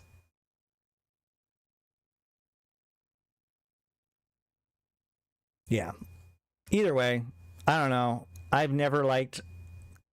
The other thing is that like this also doubled down on as I mentioned earlier, like there's smart bombs and stuff can't be used, but that was already the case.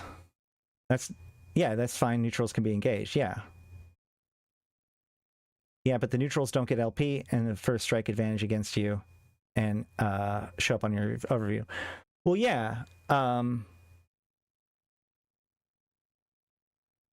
I guess the thing is that I wonder. I guess my point is that like I think that that's just what we're going to see now.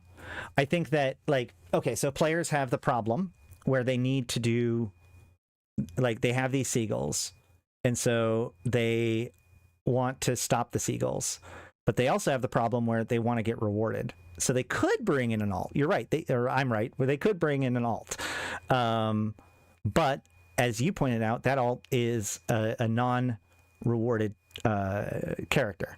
So it would be better if I could do it with an alt or with a character that also can get rewarded. And so using the system where individual pilots can lose their faction standings, but staying in the militia has been the go-to solution because that solution was available to them. With that solution being removed, we should see more of a shift towards the use of it's like, fine, I'll bring in a character that doesn't get a reward, because I think people will be willing to do that. But since they weren't forced to do that, they just went with other solutions. And again, like the thing that bothers me about this is that, again, it feels like CCP is acting out and specifically punishing the very people that are trying to fix the problem, right? The people that have gone through the extra steps to then become an AWOX killer and like make that be okay. Now CCP is saying, effectively retroactively, because this is going to be a future thing based on your previous standings gains. Now that you have lost that faction standings, that character will almost certainly get kicked out in 90 days, because fixing your faction standings when they're at -10 or whatever is like nigh impossible. So that character is just not in faction warfare anymore, and it's just broken. It also makes it, that's the other thing that sucks about this, is that like I know a lot of people who have broken their standings with an empire. Here's the biggest, here honestly is in my opinion the victim of all of this. There are people who have done missions and therefore have lost faction standings because they weren't selective about their choices, and so they've broken their faction standings with one of the empire factions. Now there's that faction standing repair plan, right? If for some reason they can't do the data centers, and they've already done the career agents and they're at -5, they're only like their best option at that point would be to do faction warfare. But now they can't join faction warfare. Prior to this, I would have told that person that broke their standings that you need to join a player corporation that can like offset your standings for a little bit. And that was a big value of those player corporations, because if you have the standings required, then you just direct enlist. You join a player corporation because they can let you join even though you have a little bit lower than you're supposed to. So, yeah, the idea that if somebody gets to -5 with a faction due to missions, and now they are just they cannot join there are player corporations that they're not allowed to join. There are player alliances that they're not allowed to join. The only real, like, I hope you like grinding level 1 missions. That is the other side effect that really, really was bothering me. Yeah, but the neutrals don't. It's far less psychologically damaging to be killed by a neutral than a member of your own team. I don't know. I know a lot of people, like in every experience that we've ever had with that, like, you know that when the neutral's not being fired at by the fraternity people, you know that it's all the same people.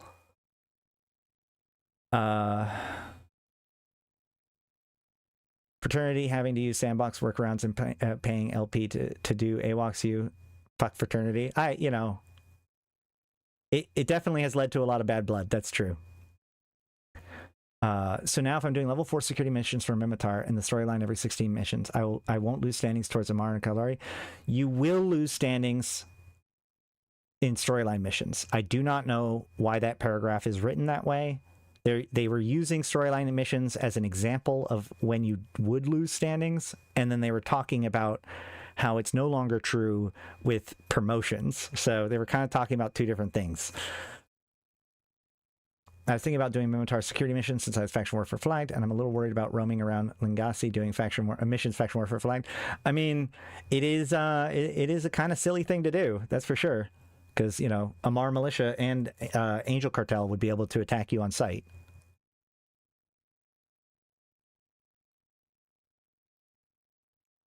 So yeah, I don't know, man. This whole thing puts kind of a pit in my stomach, because like I feel like not only does this show, like, the problem was already a cursed issue. There was no solution to it. The fact that CCP are seeking an issue for it means that even more problems are going to rise. Like there is nothing that is going to make the situation better that doesn't make a different part of the situation worse. And so, yeah, I'm going to keep paying attention to this. I'm trying to show that I'm very open-minded about this. You know, I changed my mind about promotions and such. But this feels like we'll just have to see how it plays out. I mean, I guess it's like the ultimate result of just people switching more towards neutrals. Awoxing is worse than seagulls. I mean, there is something to be said about like seagulling. Okay, hold on. Here's another way of phrasing it. Seagulling is a problem. Awoxing, well, seagulling at high scale is a problem. Awoxing is not the solution to the problem. Two wrongs don't make a right. And I think that that's an important piece to it. So maybe breaking people out of the idea that the way to solve your unhappiness when it comes to other players being in your site, be it plexes or battlefields, like the idea that like there is a way to make it acceptable to AWOX as a way of doing it is not good. Seagulling is when you come into a site that rewards out to everybody within the site in a ship that is designed to not contribute to the site, but to not get caught if you're trying to get stopped, right? So in other words, like as people are doing the battlefields, they're bringing in their ships, they're killing the rats, they're running the points, and then other people will come in and like Atrons and then burn off like 80 kilometers and just be out there, and they will get the same reward as the people that are committing the expensive ships to do the work, right? And so again, one or two of them, not that big of a problem, but as soon as you have like 30 people doing the site legitimately and 15 people come in Seagull, now you've actually cut everybody's reward by like a third, half, because you have half again as many, whatever. Yeah, no, by a third. It's a third. I'm pretty sure it's a third. That's how that math works. And so like those people feel it's not only that you are losing reward, but it feels being stolen, and more importantly, it feels being stolen by an ally. That's what makes it so sting so hard, I think.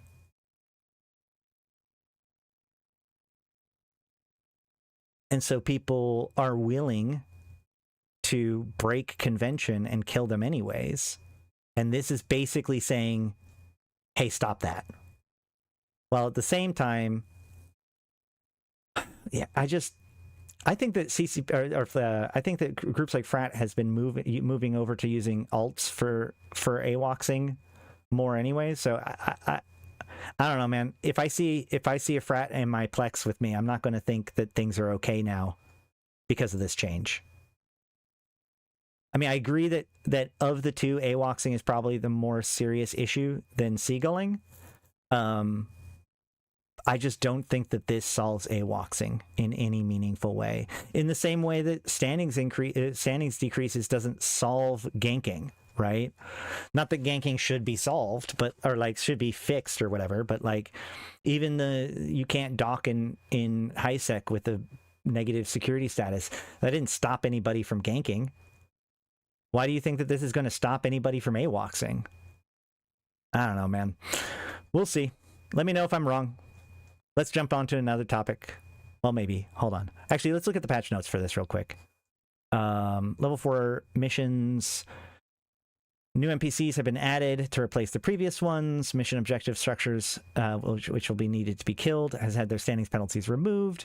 Structures which were non-essentials for completing the missions have been replaced with non-interactable objects, and all level 4 missions with acceleration gates have had their ship restrictions changed to faction warfare large advanced restrictions. Oh, that's fancy. Oh, I hadn't read that yet. That actually is fun. Oh, man. So, actually, this is my new question, okay?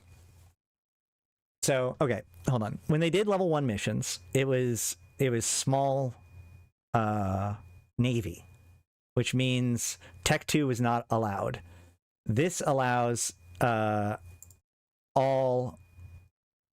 battleships and below. Yes, this does mean that stealth bombers can still be a thing. It'll be interesting to see whether or not that is the actual strategy to do them. That is a good point. That's less cool, actually. No, I think Malak's right. It would have been less cool. It would have been more cool to make it be a Navy. Because, like, the main two strategies for level 4 missions right now are stealth bombers and a bunch of jackdaws. Those are kind of the two ways of doing it. And this doesn't stop either of those, and those are, like, particularly difficult. Like, the whole point of faction warfare missions is that you have to go deep in enemy territory, do the thing, and then get home. So it's like the travel that is the spooky part. But, like... So the jackdaws are super uncatchable, and stealth bombers are literally invisible. I agree with Malak. It would have been a lot more fun if they were Navy and tuned that, like, you would have to have cruisers, battle cruisers, or battleships to be able to, like, consistently do them. And then you got to figure out how to get your battleship home. But, I mean, you know, in the era of, I guess they're just trying to make it as accessible as possible, this makes more sense. For sure. It's just less fun. Large advanced. Oh, this is going to be spicy stuff. Don't do anything on any faction warfare on any... And I... Well, Navy does make sense for a faction warfare mission. But like this, this has to have been so that way they could keep it open for the strategies that were already being used. You know, stealth bombers and T3 destroyers. All right. We've introduced a new modular standing mechanic. Standing hits for friendly fire Awoxing are now double what they were inside of faction warfare and insurgency sites, but halved for outside these locations. I will also say that halved part is actually pretty good. In fact, to the point of the Tempest tribal issue, that sounds terrifying. The halved outside of these locations, I actually want to say I like this idea. It would be interesting to think about what it would be to take out that standings penalty completely when you're outside of a faction warfare site. That gets rid of a lot of the problems with stealth or like bombing runs, ECM bursts, because there's a lot of like AoE. Basically, any AoE strategy is hard to deploy as a faction warfare pilot because, you know, if you catch some of your allies, it can be a big problem. So making it so that doesn't impact like your gate camps and your iHub bashes and stuff. Actually, I'm super behind that. I would be totally okay with it being completely removed outside of those sites. Man,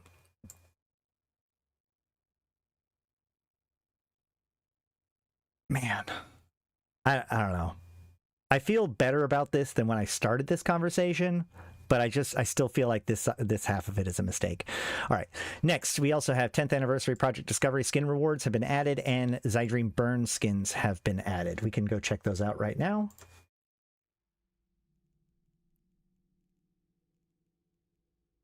Nope. Where is it? Where's my notepad?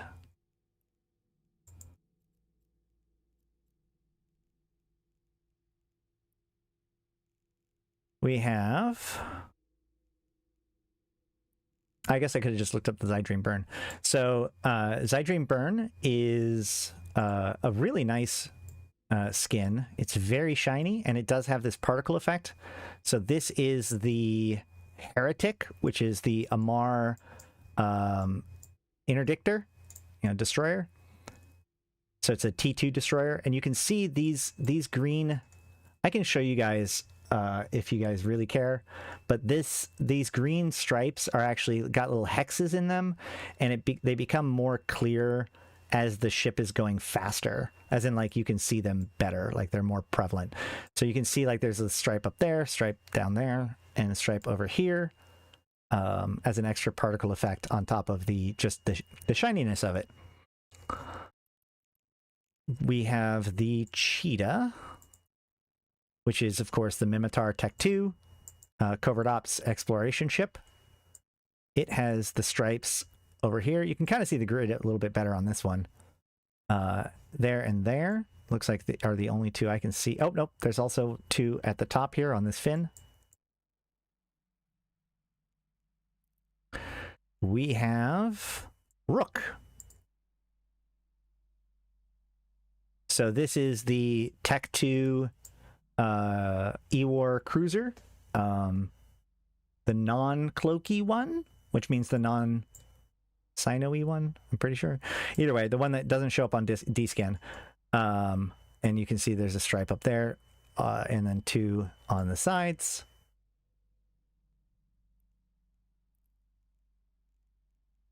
The Widow, which is, of course, the Black Ops. And the stripes are in the middle and on the two sides.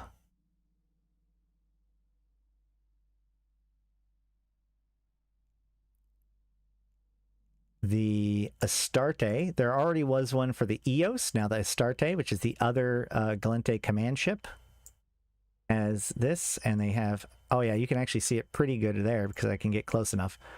So this like washy grid that's right there becomes more prevalent and faster pulsing when you're going faster. Which actually might be cool with some of those smaller ships, because a lot of the ships that I have this on are slow and clunky, so they don't get that effect very well. But the Heretic could be a good one to get it with for that reason. And then the Hubris. So these are not available in the game yet, but I imagine that whenever the election starts, these are going to be available on sale for Plex. That's kind of consistent with the previous Zydream Burn. I think that's right? Yeah. You can see that there's a beam at the bottom. There's two beams at the bottom. It's kind of harder to find them on the bigger ships because they're so big that the particle effect is smaller by comparison. Oh, it looks like there's it's there on the side too, because you can kind of see it glowing against the, and also there's two in the back here. So there's quite a few of them on this one, but they're also smaller, so they're harder to see. And also the Hubris is a very expensive ship. It's the Lancer Dread. So there you go. And then there's also the Project Discovery skin, which is pretty basic, but this is the one that everybody's getting in the next couple of days, I think. But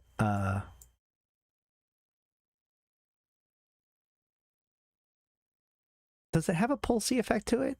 Hold on. I can't tell if that is a lighting change or if it's like the hexes themselves. I think the light in this preview shifts, which is causing the hexes to become more or less visible. I'm not sure if the hexes becoming more or less visible is... maybe they do pulse. Maybe they do pulse. But overall, it's a pretty standard, basic, almost, dare I say, recolor of a skin. And most people are going to get this, but obviously, you know, these ships are still expensive and hard to get sometimes. So, although you do get these ships for doing Project Discovery. And the Pacifier.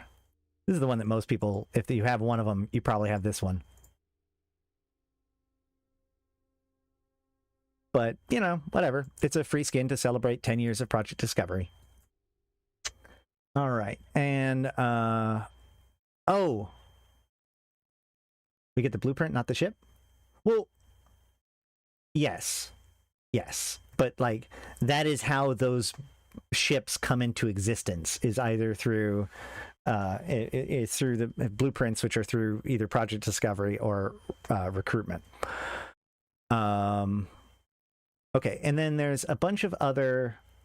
So if we go into the Nestor, yeah, there's no such thing as a faction BPO in the game, or at least there are none available.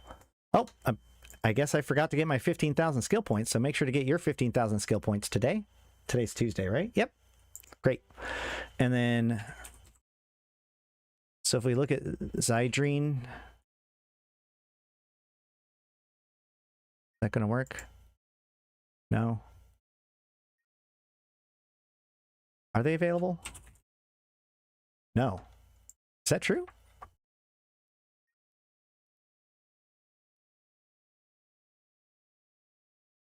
Huh. Okay. Are they really not available at all? Hold on.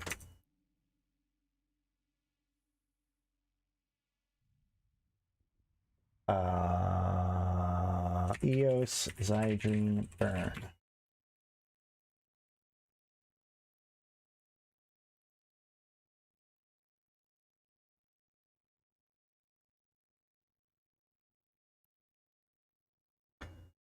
All right.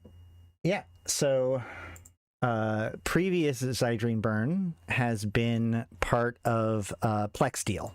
So chances are it's going to be the same thing.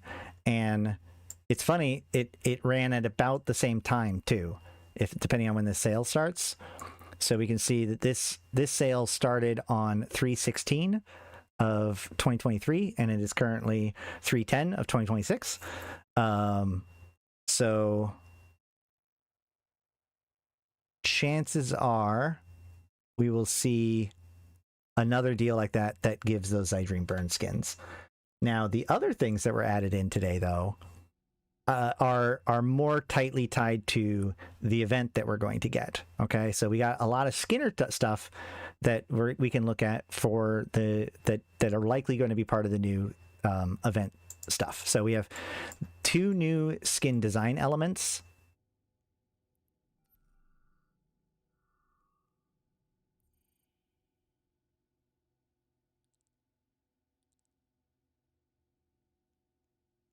Let's uncheck that. It should be very easy to find these design elements, unlike the other ones. I should be able to pick them out of a list very quickly. Now that I've said that, I'm going to have problems.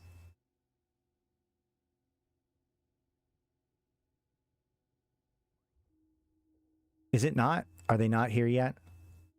Oh, they're not here yet. Is that true? Am I I'm not missing them, right? Nope, I am missing them. I am missing them. I'm missing them. I'm dumb. I'm dumb. We all knew that already, but now we know more. Okay. So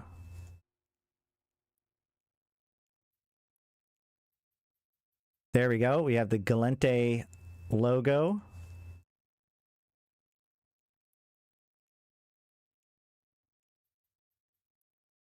That you can basically put on any ship now, which is pretty cool, with any color, you know? So that's pretty dope. And we also have this version of the Yantey logo, which that is super dope. I really like that. Hold on, let's rotate this 90.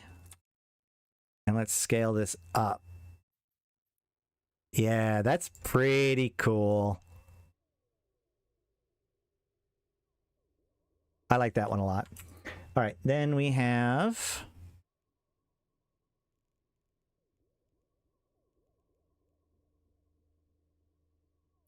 Vertigus Referendum Gloss. I do not know what Vertigris means. Hold on, is that a constellation or something?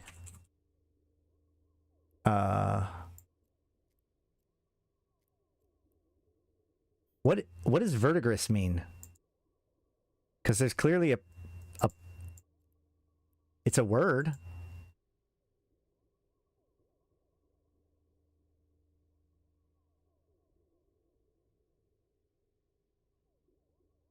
Also, why this didn't show up in the whatever. Hold on. Now I got to know what the word is. It copper oxidation? Okay, fine. So this is referendum. Okay, so referendum is the Galente word out of this. Got it.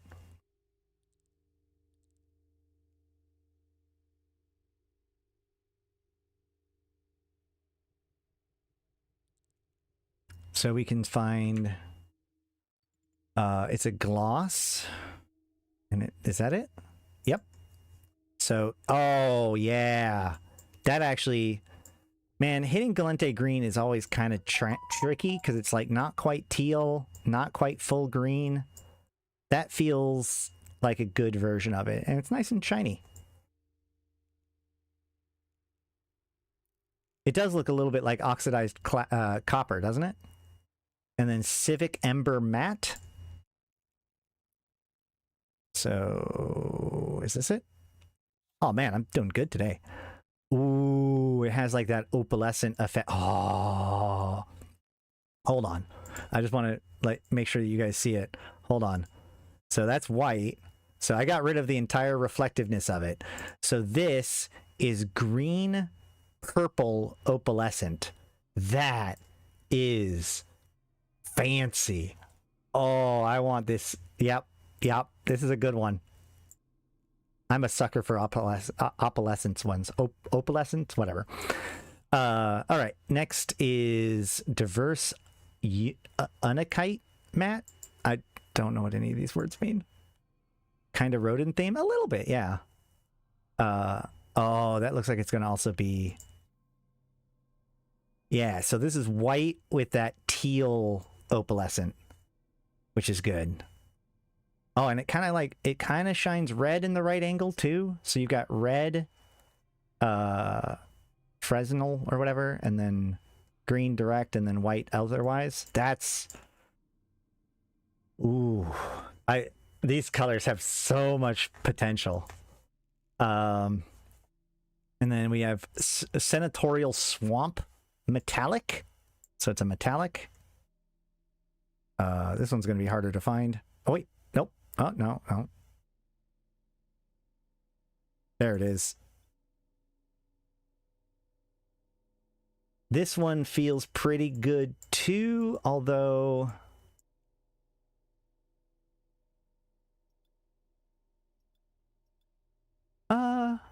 Yeah, okay.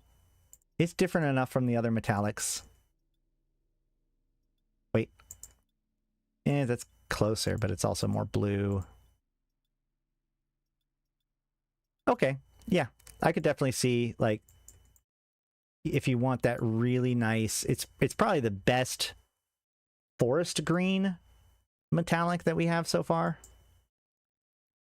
Senate Swamp, yeah, it's pretty funny. And then we have Turquoised Accord metallic.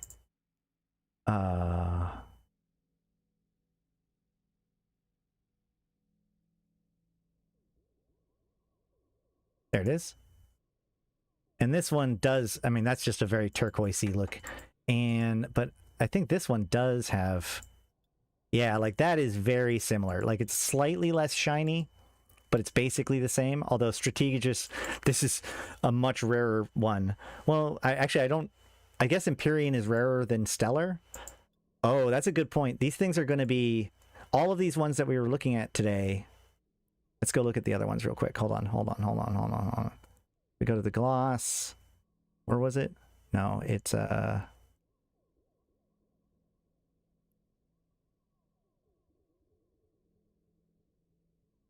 I being silly? Should I just go look it up?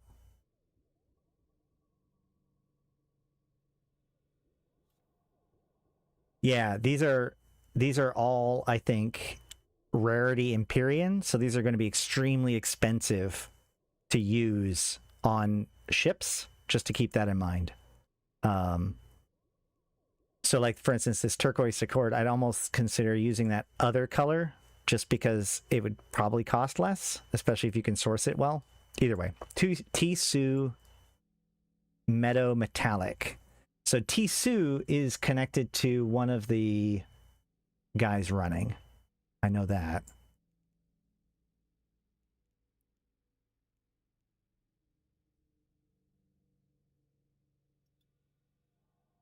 And this one also looks very similar to one of the ones. Yeah, I mean, like, there's a couple of these, like, this one's a little bit more metallic-y than this one, but, like,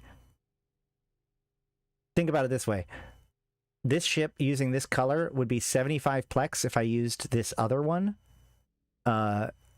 Whereas if I use the new one, it jumps to 130 plex just to use that color. So the difference between... It's not just about sourcing. The difference between this and this is, in this case, 65 or 55 plex. So, yikes. Kali Steel Limited.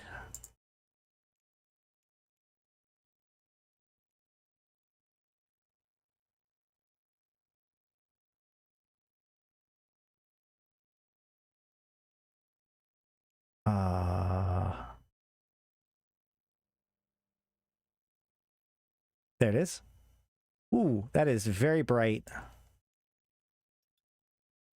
And again, you could spend 75 plex or 130 plex just to make it a little bit shinier. Or, I mean, you could do it for 35 plex. So here we go. 35 plex, 75 plex, 130 plex. That's your choice. And that's even if that, like, that's assuming that you have the doodad, by the way. That's not like, that's if you have the color. So I'm not sure if I like that very much. And then finally, Intaki Obsidian Metallic. Ooh.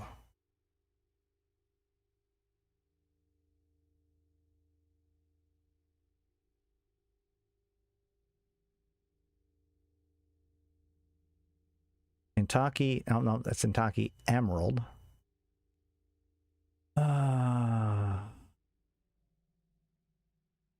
Intaki Obsidian. Oh, okay. Hold on. So this is like a metallic, but it's like a... Huh. Hold on. Is there any other, like, ones that are that dark? It almost makes you wonder why it's metallic at all, right? Like,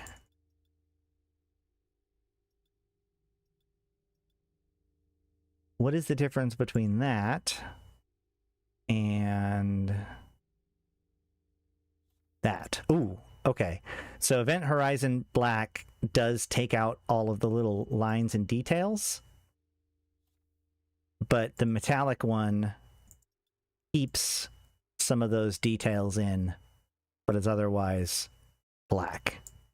And again, this one is an Empyrean rarity, so it's going to be the most spendy thing that you can get for these kinds of things. So, yep, we got a bunch of new Skinner elements. Some of them are cool. All of them are expensive. And we've got the new Zydrine Burn skins and the Project Discovery skins. That is, so all of these things were put into the game today, but none of them are available right now. I think that chances are we could probably do the math like of which ones are which, but it really feels like some of them are potentially going to be associated with particular candidates, but overall these are probably going to just be the rewards or part of the rewards for the upcoming election, which we should transition to now talking about.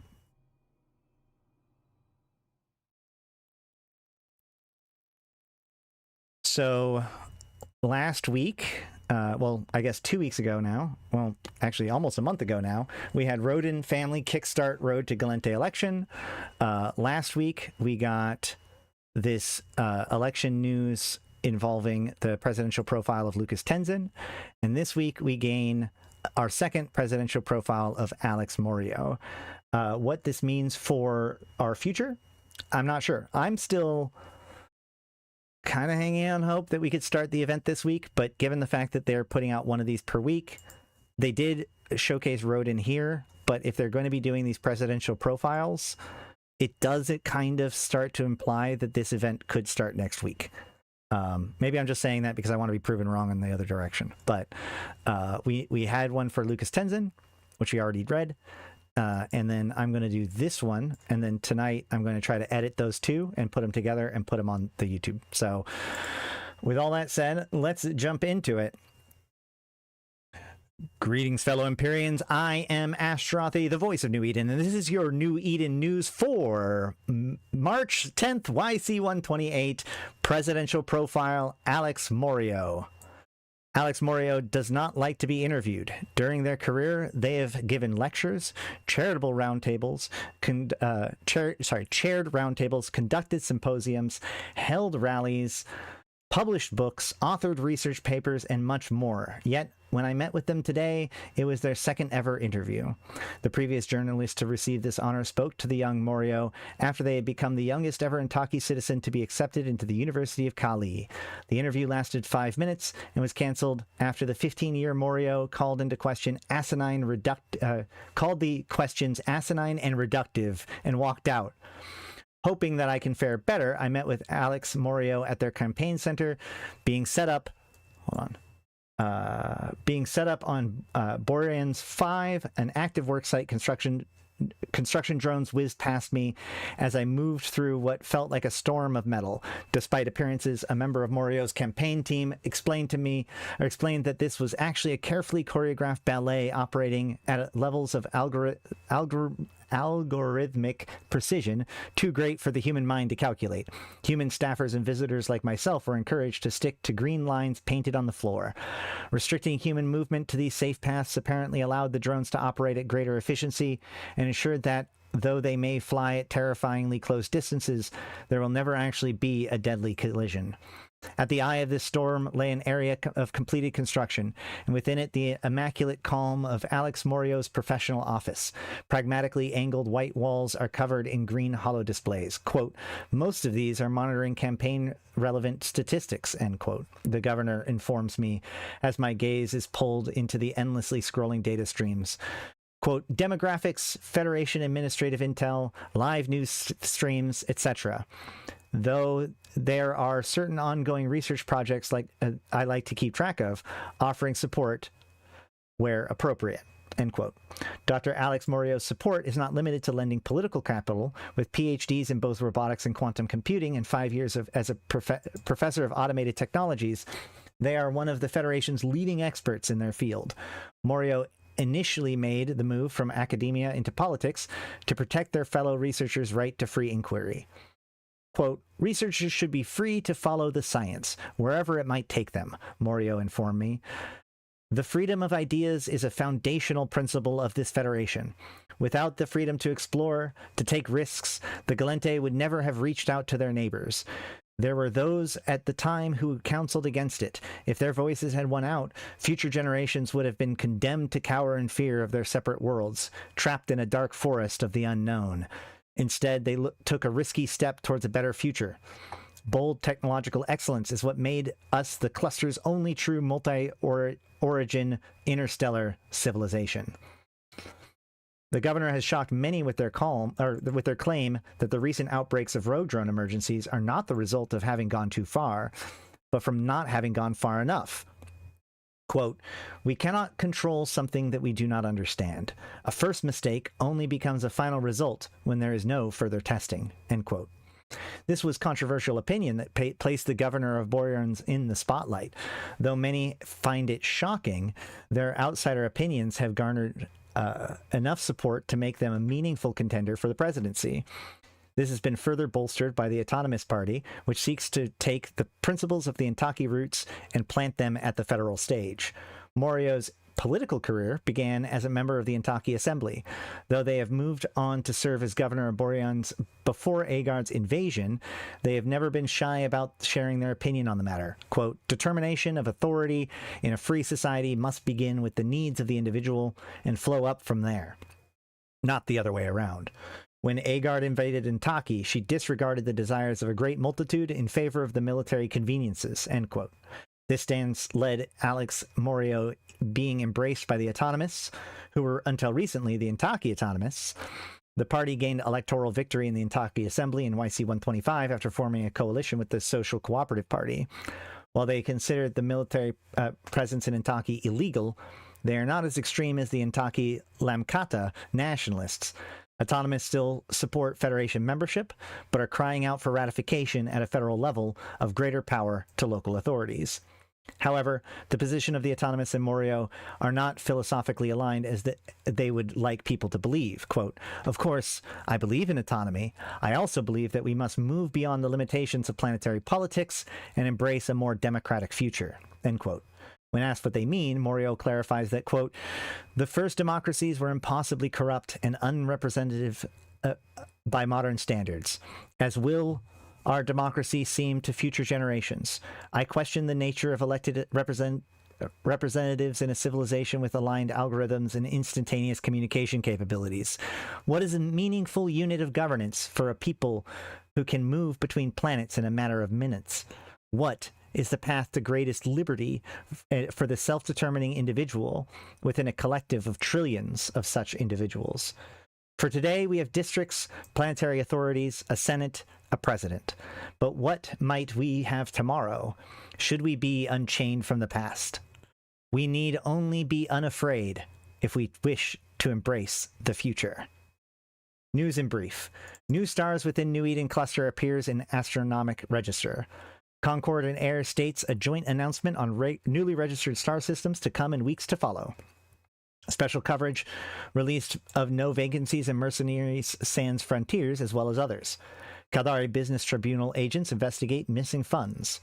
Syndicate members denounced by organization following being found guilty of attempted Stargate tampering. Project Discovery celebrates 10-year anniversary with gala in July. Brutor and Verorkior chiefs join Starkmanir in celebration honoring history of old Mimitar Empire. And that is your new news for May 10th, March 10th, YC128. Now some analysis. Obviously, this is part 2 of like 3 of the various presidential candidates. You know, we have Roden left. Last week, we had Lucas Tenzin, who really establishes himself as this humanist that is kind of made a name for himself with social welfare programs, and it has gotten some and is very much focused on defeating the automation that came from the Automation and Industry in Democracy Act by Celis Agard. And Alex really does represent a vastly different political opinion on that. You know, she is very much kind of the wild card in all of this. We do see in the original post here that, where is it? Is it here? No, it is actually with Lucas. So Alex Morio gave her keynote address at the Creodrone facility. So she actually announced her candidacy at a Creodrone facility, which is, of course, Creodrone being the drone corporation within the Gallente Federation. And what we see here is both of her real almost radical positions, and kind of why she might be exciting to some people, because on the one hand, you know, the idea of researching rogue drones, you know, the quote, she said a quote earlier that I think is very prescient. Where is it?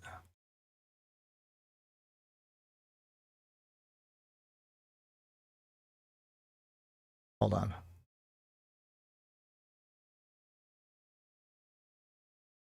Nope, not that one.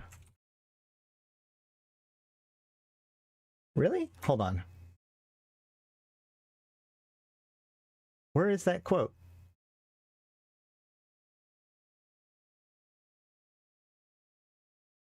Am I wrong? Hold on. Does it go back further than I thought?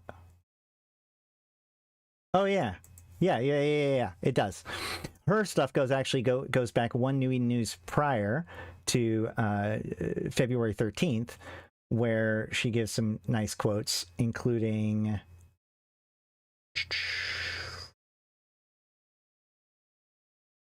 we have status quo versus reactionary versus change and unbound science. Well, they both have differences with each group, right? Like, Rodin very much is the establishment, anti-Kaldari, war hockey kind of pro-corporation character.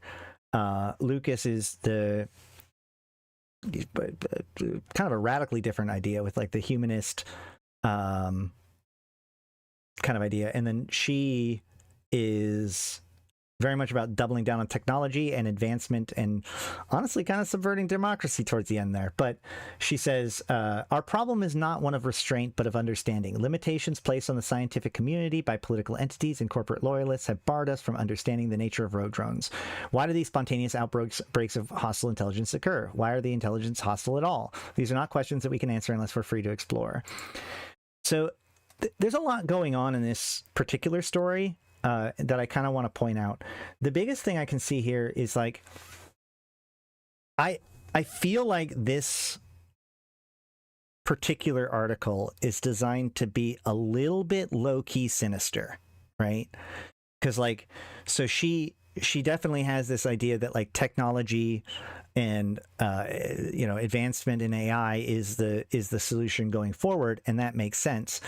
But I think that there's this whole part here.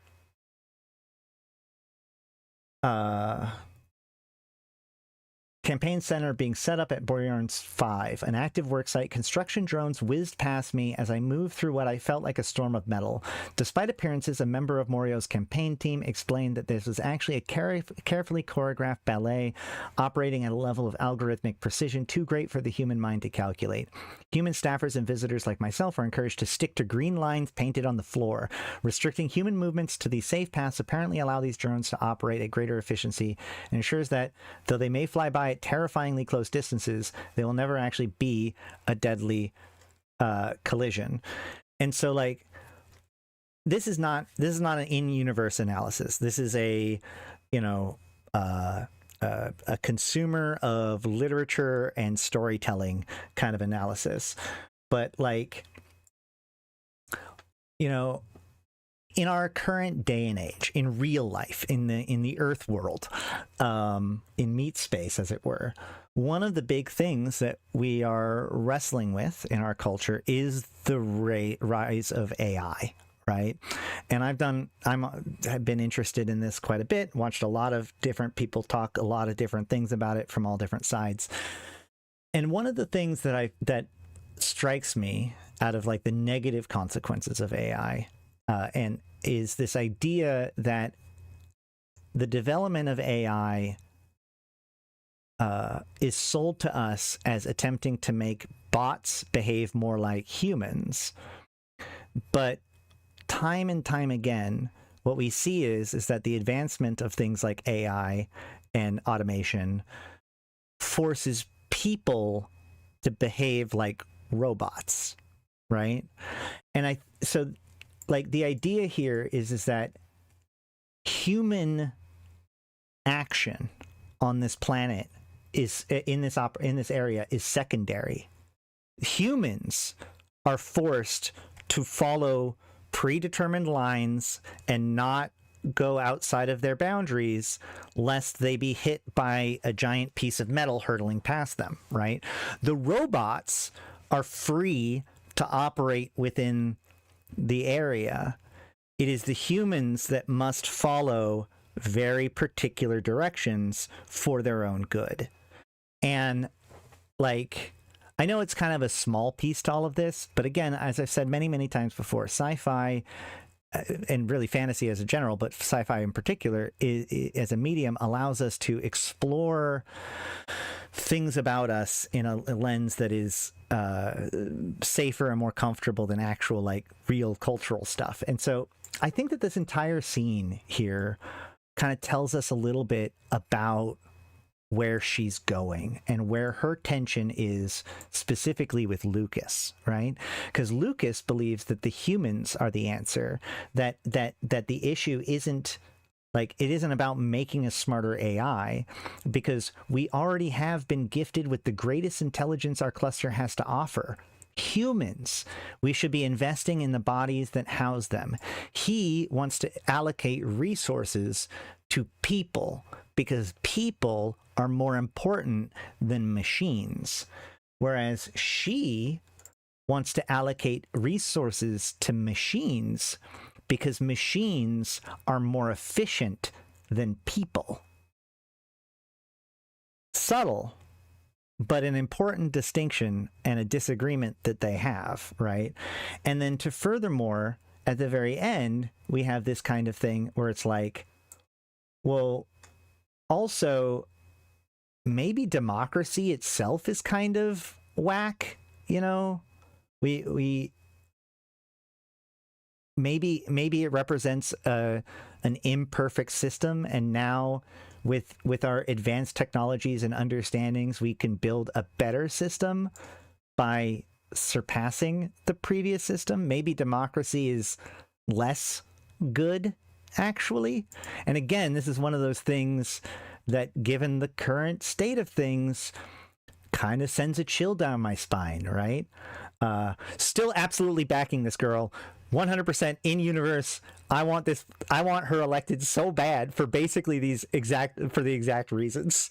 The very reasons why, as a human, I would not want her to become elected. As a capsuleer, I cannot wait to throw every single moment of energy that I can behind getting her elected, because I think that this is just an interesting plot point, if not a dangerous, potentially, way of thinking about things. But we still have to get the presidential profile of Rodin. So, like, right now, a lot of our understanding of Rodin's situation is very thin. You know, we have her announcement, where, you know, she's very much about Galente strength, but in, you know, anti-Kaldari and very much like the war perspective, whereas this really is like automation versus humanism. So it's going to be interesting. I find it fun. Like, what's cool about the three of these is that it isn't just like, there is no one, like, I can pick any two of these candidates and tell you what is disagreeing about them, but then that third candidate doesn't quite apply correctly. So I think that this is actually a really, really, really well done, like, full credit to the design behind these three candidates. I think that this makes it into a very real choice that's complicated and not, there's different issues to call upon. You know, like I said, you've got this humanism versus robotics issue, but like, where does Rodin play into that? I don't know. You've got, corporatists, you've got the Creodon and Rodin, but where does Lucas fit into that issue? You have, the future of there's a lot of different pieces here. So it'll be really fun to see where people go with all of this. But I'm going to say that I'm doubling down on Alex. Let me know down in comments below who you think you're going to cover. I think if you're watching this edited, you would have just watched both the Lucas and the Alex ones. So let me know what you guys think down in the comments below. Is either of these candidates standing out to you as being something that you want to support? This goes a little bit into what we were talking about earlier in the stream when it comes to like intrinsic versus extrinsic rewards and the desire to see an impact in the game. Are you going to, it'll be interesting to see what kind of rewards get given for the different candidates, whether or not different candidates will offer different rewards. But I guess my question is, which presidential candidate are you interested in supporting? And how much is the rewards going to impact you on that, or how much do you want to influence who becomes the next leader of the Gallente presidency? I'm interested about all of that kind of stuff and more. Obviously, we don't know anything about the event, like what ships will be good for it or anything like that. We'll be covering that as soon as we know it. So make sure to subscribe to the channel. And of course, if you enjoy this kind of analysis, please like the video so I know that this is the kind of stuff that people like. I am really, really pumped. Yeah, so all that said, I have been Ashtarothi. I've been playing. If you're watching this live, hang tight. If you're watching the edited, I've been Ashtarothi. I've been playing this game since 2010, talking about it since 2012, and I'm here to put even to context for you, my fellow Empyreans. Thank you guys so much for checking this out, and your likes, comments, and subscriptions, and all that sort of stuff. And of course, for those of you who have taken the extra step to become a member or patron, they do get access to edited videos a day early, and the emotes, and the member-only chat on the Discord, and they get to vote for what content I'm going to do on any given week. But I also want to give a special shout-out to my top tier supporters: 745 MPSI, Arydanika the Queen, Bad Boy Smooth, Ebo Elite, Erladis, Elange, Flash Gordon, Grims, May, Malak, Starfire, Malin, Mercuton, Mike, Michael, Nihilum, LM1, Sheesh, Susuro, Thrans, and Rid. Thank you guys so much. Thank you, CCP, for this election that I'm increasingly excited about. And until next time, I've been Ashtarothi, the voice of New Eden, and I'll see you in space. Ooh, okay. Okay. That was good. I'm unironically very excited about this. Let's see. All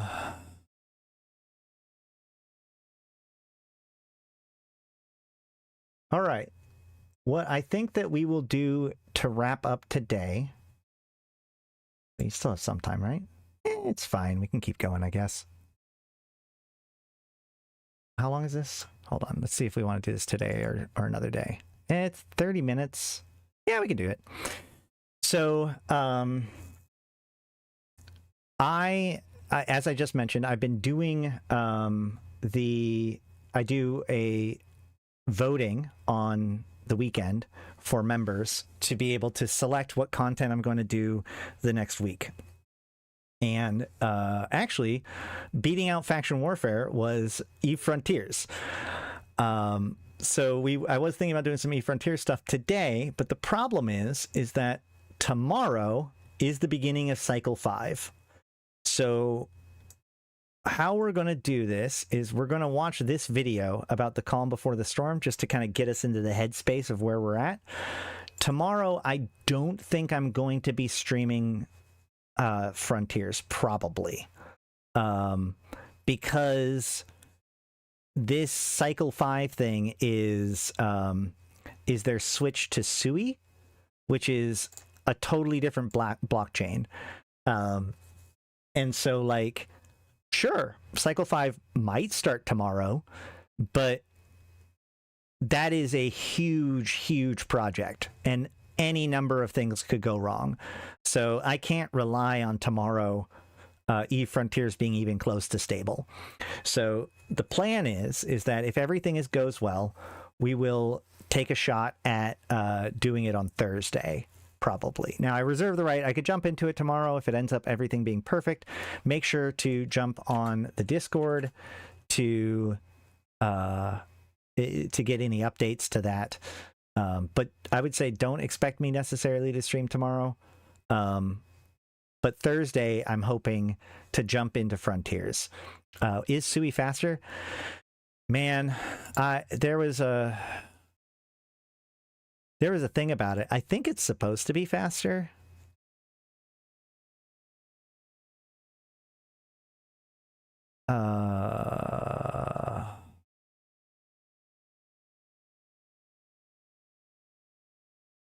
Oh, no. That's, I know that they've talked about the advantages of Sui. Maybe they talk about it in the video. I'm not 100% sure. I know they did at some... Oh, Eve Frontiers on Sui. Here we go. From the earliest days of Project Awakening, eFrontiers has explored how blockchain can underpin player sovereignty, adaptivity, and performance, the scale, speed, and interacting. Sui's object-centric architecture and move programming language align closely with the way Frontier is designed. In Sui, everything is an object with its own identity, ownership, and lineage, whether it be a ship, a base, or a smart assembly crafted by the player. This mirrors how eFrontier's world operates. Okay, yeah, that's cool. That makes sense.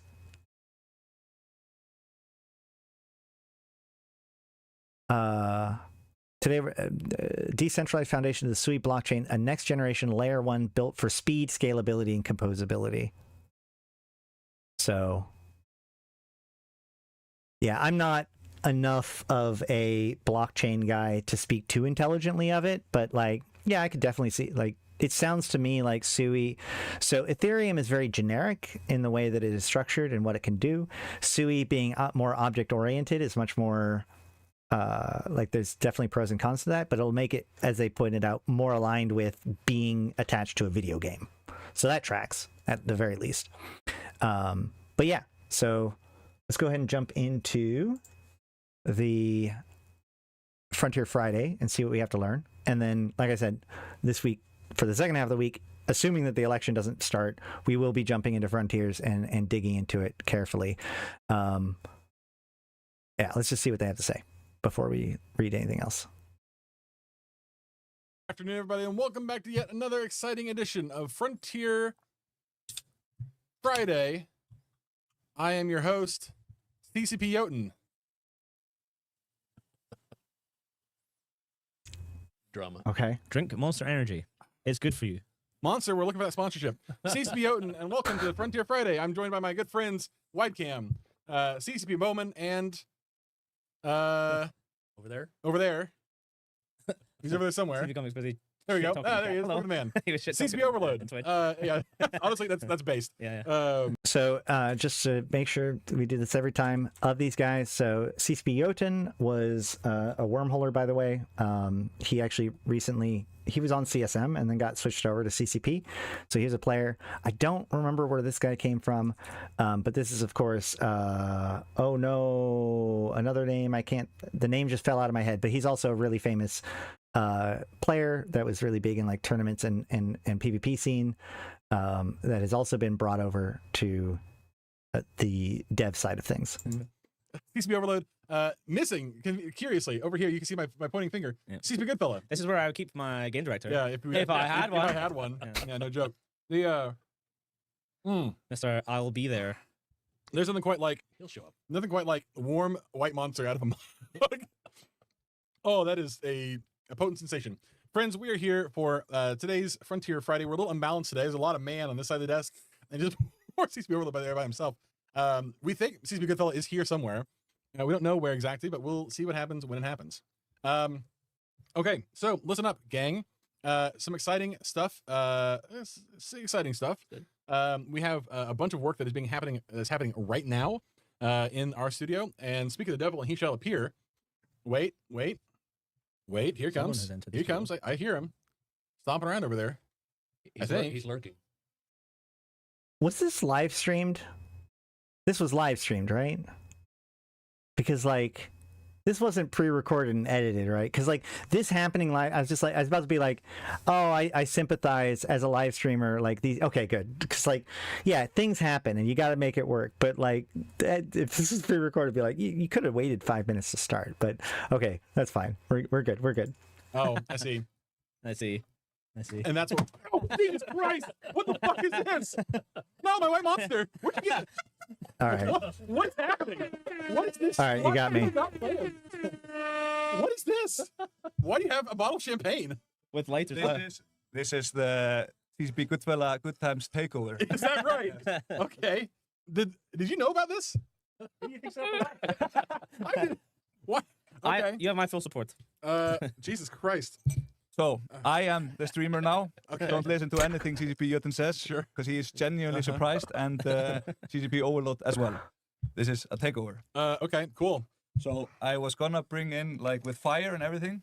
but the fire people told me I can't do I it. was going to say, I got a bit concerned when that came out. So I can't actually be putting this as tempting as it is. I see. We can't do it. I can't do it. You could do one. There's no flammable stuff above it. Except for the lights. Lights aren't flammable. As we talked about earlier, or like last week or whatever, this is what happens when Vikings get involved, man. I don't know what else to say. What is? We won't risk. Thank you. I guess I don't understand what's happening. Why are we doing this? We're having You're about to find out. yes, Okay. and everybody else is going to find it live, Cool. right? I am so confused. You should be. Scott doesn't know either. So let's hit Do you let's hit the presentation, CCP convict. What presentation? There's no presentation. I didn't. All we have are some. There's always a presentation. There's not a presentation. There's a presentation. Okay. What is the? Okay. I see the screen. We have bad news for you, CCP.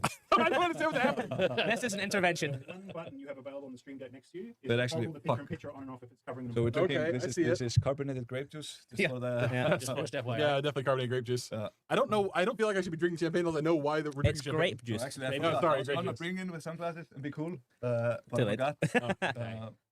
Man, the idea that they're like humming and hawing about talking about alcoholic beverages. This is the same company that in FanFest back in the day would literally like give out beers to the audience during the like on stage. Like, what do you? Yeah, they have beer crawls. They're yeah. By the way, pro tip: never try to outdrink an Icelandic. Like, holy shit. Hey, Okay, ready so- for the tech? Watch this. no. Welcome everybody. Oh god, no. We're gonna get censored now. Oh my god. It's basically a Four Loko now. So, I have a presentation Okay. to run through. This is actually awesome, CCP Convict, that you did this. That's we true. Are, That's have fair. 24 minutes to go through the presentation. I feel like we already did the stream, didn't we? Uh-oh, now do I have to go back and fix my thing? Oh no, now my stream is gonna get kicked for this. Ah, damn it. Sorry, go ahead, go ahead. He's worried now. He's I worried. don't know what's happening. He doesn't know. He's not in control because I am the captain now. Okay. Look at me. I see you. Look at me. I see am you. the captain now. I'm so scared. Okay. So imminently we have a cool release that is about to come. I am not allowed to say anything about dates. CCP It is grape juice. Absolutely grape juice. Sweating bullets now, worrying about what I said, and I am as well. Yeah. But there is a release coming, and the team has been working extremely hard on the release to deliver what this is. The ultimate multiple space MMO is what we're trying to create. Okay. A game that is grounded in size, a cruel survival experience, and where the players are rebuilding a broken world. Sure. What we have been doing is delivering into these kind of foundations. Ship experience itself, player building, world creation, the universe that you live in as a player, identity, and the creative aspect, the awesomeness and the coolness that is the frontier world. And if you go on a bit of a journey, and enjoy the grape juice as well. It is very nice grape juice. I don't think the for some reason the slide's not showing, so let me Okay. figure out why that is not happening. Also, I'm just. I had another dark thought about that, but I'm not even going to talk about it on stream, Clue. So go ahead and hit me up in Discord afterwards, and I'll tell you. Now realizing that I'm logged into the CCP account. I just said, "What the fuck is happening?" As the CCP account. Sorry, my bad. It should be good now. You're fine. Awesome. All good. We were just going over beautiful pillar slides, Yeah, of course. etc. So this journey really started with the founders in December Yes. 24, when we Okay. released Founder Access for the first Yes. time. You were worried. I'm so scared. I don't know. What's happening? Yeah. And everybody at He's CCP doing knows right. about this, except you two. How is that But it's, possible? You really don't know? He doesn't know. Okay, this is not helpful. Continue, Yeah. please. Cycle 2. And Yeah, I then get we it. had cycle 2, we had cycle 3. And I think just if we are real, we were not able to put in as much into the game as we would have hoped for during cycle 2 Yep. and cycle 3. I remember describing Cycle 2 as Cycle 1, but it works. Yeah. Yeah, and then what I actually forgot to That's put in true. there, cycle 1 was in June, and that was Yeah. a good release. But the cycle 2 and 3, we did not hit our stride quite well. But then in cycle 4, it was an awesome release back in December, where we had the WASD controls, we had cattle progression, we had landscapes, base building industry, new update to NPCs. And we did play with this, when it came out a couple months ago or whatever. So you can go check that out if you want to. A big resource update, etc., etc. So the December release was awesome. While still we have a lot to go, the release was good. And during the cycle, there's also been interesting things happening on the frontier itself. This is actually a video that was captured by a player that he put on YouTube. I recommend going checking out his the YouTube. But here is the video.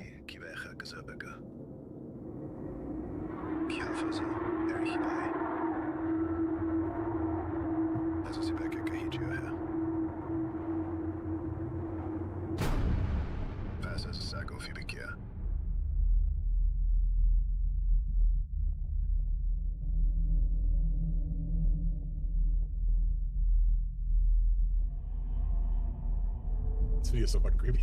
It is so creepy. It's so, I have seen it. I saw it yesterday for the first time. It's so creepy. Can you give me that bottle of grape juice? And mix with my white monster. What is it? It's called the Energy Man. That's the name for it. This is pretty This cool. one right here. Whoa. Yeah. Oh, I hate it so much. It's so freaky.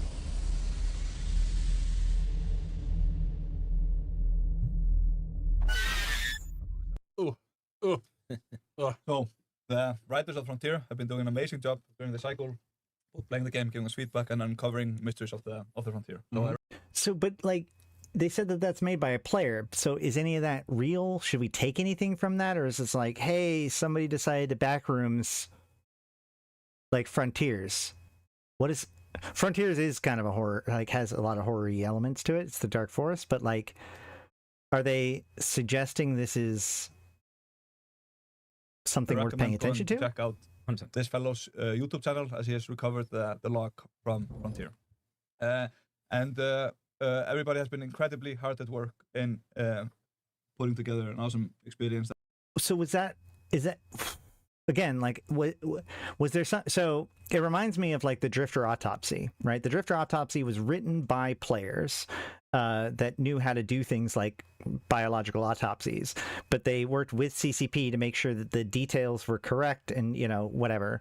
That felt just like somebody was like, hey, I thought the backrooms were cool, and I'm going to do the same thing, but in Eve Frontiers. And then the Eve Frontiers guys were like, hey, this looks cool. I know there has been some lore stuff coming out. I guess, yeah, it doesn't break the lore. And I guess that makes it into potentially a valid thing. I just wish I knew that they were validating it by showing it, or if it's just like, hey, here's a cool fan video that was made. That is coming at some point in March. That was uploaded by a player who found it in game, I think. See, that's what my point is. I think that's my point, is that I don't know. I'd like to know the difference. This is a screen capture that I just wanted to show people live in client of our intern playing Frontier. Yes, of course. It is just beautiful. And here's another shot. This is inside the Frontier playing. Bit of a sneak peek for. Listen to what GF just said. What do you mean? They said Mysteries of the Frontier. So I recommend going to check out 100%. this fellow's YouTube channel, as he has recovered the log from Frontier. okay. Yeah, he recovered the and, log. Okay, hold on.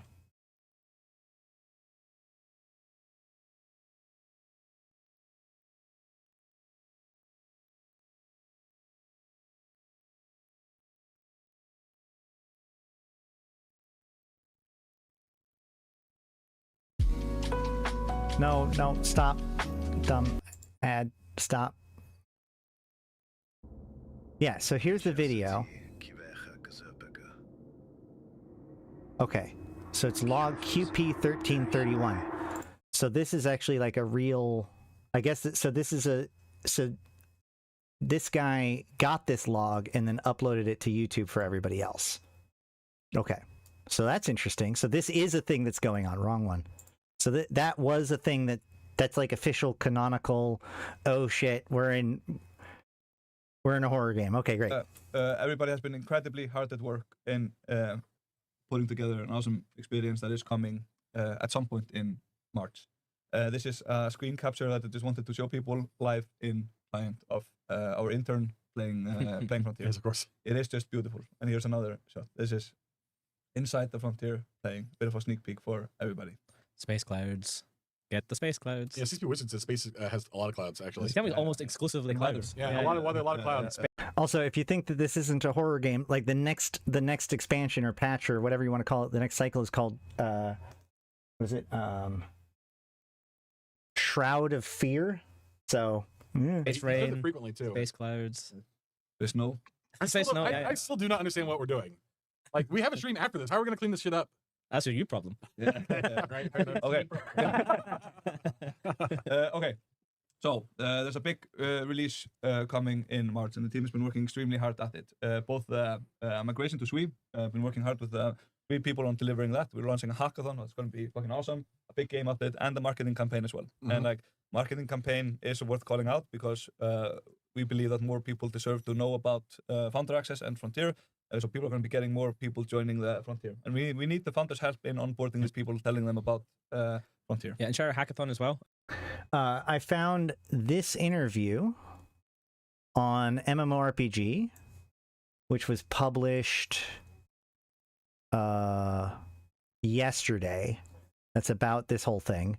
And they talk about here, they say, I think adding it to the industry, they're talking about the new shell system seems like it offers a lot of new capacity with this high risk but very productive nature. With these clones, you can send them out into space. What lessons build this foundation for the type of feature? Maybe from Frontiers alone, maybe from EVE Online or MMORPGs or other games, basically, or because this is a really curious specific system that you're introducing here. And they go, there's only one pretty notable historical lesson that lies the foundation of some of the ideas for this kind of feature, and that is the inflationary nature of progression, blah, blah, blah. Overload says, I think that adding it into the industry system as well as connects it, it's like how I mentioned earlier with different game loops, starting to connect them up, blah, blah, blah. And then goes, it's also, in my personal opinion, goes a really long way into making the lore of the Frontiers feel really interesting. These shells are these sorts of faceless drones, but some of the videos that have been getting dropped recently, there was one that was dropped just yesterday, shows an ancient video that was recovered by the players through an event that ran over a couple of weeks. They found it, and eventually they actually decoded it, and it shows almost like a handheld shaky video of someone finding this thing called a shell pool, where all these clones are racked up into tanks ready to be delivered, and one of them seems to be awake and is twitching. And it's like, do these things have some sort of consciousness that you're just taking over and running them while running around using their form?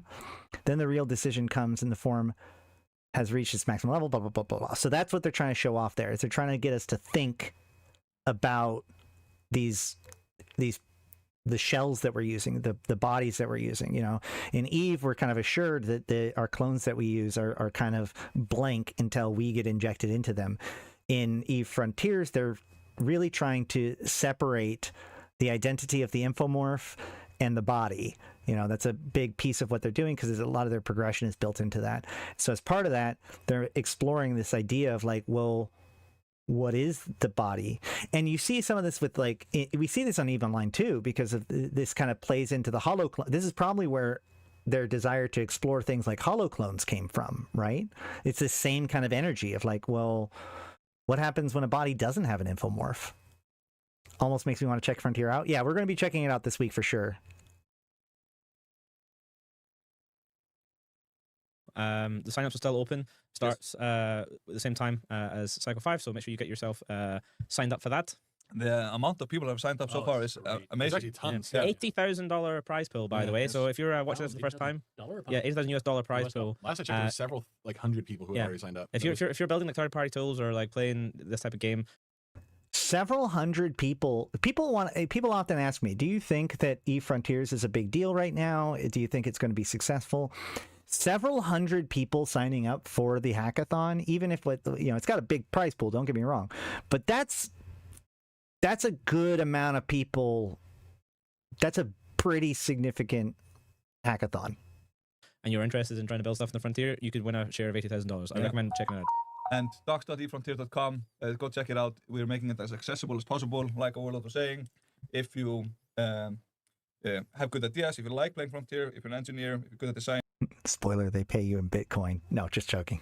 If you just enjoy good vibes, Hackathon is for you. I promise. This would be good for the legendary engineer. Yeah, no. This one, I'm talking about this from a hackathon point of view, not a player point of view. Having that much interest on the technical side of things is pretty incredible. The legendary. Oh, what happened? Designing. If you just enjoy good vibes, Hackathon is for you. I promise. This would be good for the legendary engineer. The legendary. I actually brought a physical sample as well. I know it was shit. Yeah. I appreciated the effort. Yeah. A for effort, F for execution. Okay, but worth mentioning, there's a lot going on. The migration, big update. We've never worked as efficiently. It was a joke, Seventh. It was a joke because it's crypto. It was a joke. As between December and March. So following the release, mayhem is guaranteed. The one thing we will kind of promise on is that there will be mayhem. So we need everybody from the founders helping us with that, because we will be putting all of our effort for 2 to 3 weeks following the release to focus on community feedback. We need everybody's eyes on playing Frontier, getting feedback from the community about bugs, hackathon support, stability and performance, quality of life, balance updates, even some crazy ideas for feature work that people may have. Everything is on the table, and we need as much engagement from people because we're going to make By the way, if you are interested in getting into Frontiers, I should have a link down below. Somebody can confirm it to use my buddy code to get into Frontiers. I do ask that you use that if you are interested in getting in Frontiers. You still do have to pay to get Founders Access, but if you are considering it, please use my code down below. And awesome time following the release. It will be super fun in the office, and the devs will be playing as well. Speaking about the devs playing, there will be because we will be playing and enjoying the Frontier with you, everybody. This is what fucking Steven was. Okay, hang on a second. Somebody pinged me about this earlier today, and I had no idea what he was talking about. I thought he was making shit up. Yes, he was. What is happening? Good to moose in the shadows. I don't understand. So, like I said, mayhem is guaranteed, and all of the team's effort will be on the Frontier experience that is right in front of us right now with the players, etc. We will be playing, and to go all in playing with the community. There will be 2 tribes in Frontier that are developers only playing the game. We will be fighting to death in Cycle 5. So through warfare, logistics, resource mastery, and smart assembly deployment, each side will attempt to outmaneuver the other and secure territory as they compete for control of contested regions of space. So huge are developers? Yes. Like people on our team? Yes. Yes. Okay. And everyone on CCP. I like how he's just figuring it out. What? No, fucking stop. And the captain of Team 1 is CCP Yantey. That is fair. Sure, whatever. Yeah. Yes. No, wait, no. I know, no. And captain. No. So you guys will be fighting. Man. Oh man, CCP Jotun just realized that he's going to have to be going up against CCP Overload, and CCP Overload, as I mentioned during the introduction, is like known for high-level play, highly competitive play, deep knowledge of systems. Somebody give me his in-game name or his Eve name. It was oh man, somebody give me his name. Overload. This is funny. No, Mark Resurrectus is Jotun. I'm talking about Overload. The name is like right there. I keep scraping right past it. Against each other. This in front of everybody. It's such an easy choice as well. Wait a second, because what I got pinged earlier was that you were already doing It's like a recruiting hawk. about something. I have not been given a chance to recruit yet. There's all sorts of meta going on. Oh my immediately. god, I'm peeking the mic too. Okay. I'm sorry. Obviously, there is something at stake as well. Okay. And I am a fan of having something actually at stake when it comes to losing instead of winning. So the person that loses, the loser between the two, has to record a genuine 2-minute admiration video about the other person for the whole world to see. Okay, this would be a lot worse. You could ask me to shave or something. this is doable. Maybe we Next slide, please. This is doable, even if it would probably kill me. Yes. And of course, this is the Frontier, and we're doing this with the community. We fully expect the players, and we want the players to have a massive impact on. So this is actually a really interesting idea because it plays into kind of what I've talked about when it comes to military campaigns and all these other things, right? We talk about this sandbox and how you can do whatever you want, but in order for your actions to really have meaning, there has to be something that a larger party wants, you know, like the fact that the empires are trying to do something and therefore, you know, you can either help it or hurt it, like that isn't putting player action second. It's actually putting player action first because the fact that the empires want to do something, now your choice, you can make the choice to either engage with it, to not engage with it, to help it, to hurt it, whatever you want, right? But if the empires aren't trying to do anything, then there's nothing to make a decision about. There's nothing meaningful there until somebody starts to actually want to do something, which is why making a goal in EVE Online is so important. So in this case, they're saying, okay, well, these two guys are, you know, they are going to be playing this big fight in front of everybody else, but the players can't join their actual tribes, but they can interact with it however they choose to. So again, you now, because they are deciding to do this and because their ego is behind it, they are now trying to do something. And because they're trying to do something, you as a player within the game can choose to participate, not participate, ignore it, help one side, hurt the other side, help them both, whatever you want. Make media about it, cover it as a news correspondent, all these extra things. It reminds me of Fifth Element, right? When he breaks the glass and it causes all of these exciting things to happen, there has to be a catalyst. And so they've made this kind of artificial catalyst within the developers making their tribes. But this is the exact same philosophy that's going to then later on play out in things like military campaigns in EVE Online. On this, it wouldn't be Frontier otherwise. So tune in Monday for more information about what's to come. There's a stream. I don't know how I missed the beginning part of this the stream. Well, the bad stream that was before it was overtaken. I just want to shout out the community. Peaceful Trade Empire, captained by the illustrious CCP Overload, is willing to work with you and for you for the benefit of the frontier. Do you trust this man? Everyone trusts this man because I am. I play Twilight Imperium with CCP Overload. Don't buy it. No, but listen to the convict. Didn't Yikes on this too? His name is Convict. He can't be trusted. What is happening? And if you want to survive for just 5 minutes on the frontier, well, here's your man. How was I not informed of any of this? This is despicable. I had a whole presentation plan today. Okay, this is 10 of 10 peak. You told me you weren't even going to be here. Yeah, I'm going to be late. No, I'm going to be there. Yes. All about the Oh plan. my god, dude. So, huge update coming. And oddly enough, this whole bit kind of sets it up really well too, because we were just talking about with the presidency, like there's the different reasons to be part of it. You know, like Ithaca has his very slick kind of style now, and Yochin's the guy who got ambushed by it all. Like they both have a really good narrative to play this out. This is actually super clever. 2 p.m. Tune in on Monday for more information. There's a lot of cool stuff, including we've delivered now what is justice to the mission hub, the way it should feel, look, play. You're going to enjoy just gathering grace to get E points, which is super important. We're going to recognize the people that have played with us for a long time, so there's new porters coming for cycle participants. If you participated before, we will recognize that. These ones are for when you claim your grace. Yes. So when you claim your grace for the cycles, ironically, I sent CCP Convict ones which were labeled instead of this unlabeled ones. But the current cycle we're in right now, I think I accidentally didn't claim my grace. I wonder if that's going to be a problem. That sucks. is the sort of like army camel one. So when you claim your grace for this cycle, that will be the portrait you'll unlock later. The one on the far right, the Tiger Orange Man, that's for the cycle coming up. And then we intend to retroactively go back and cycle 3, cycle 3 is the kind of lung man then left, and then the cow dude we'll get to another. Yeah, but not for cycle. The previous cycle. Cow dude. Cow dude.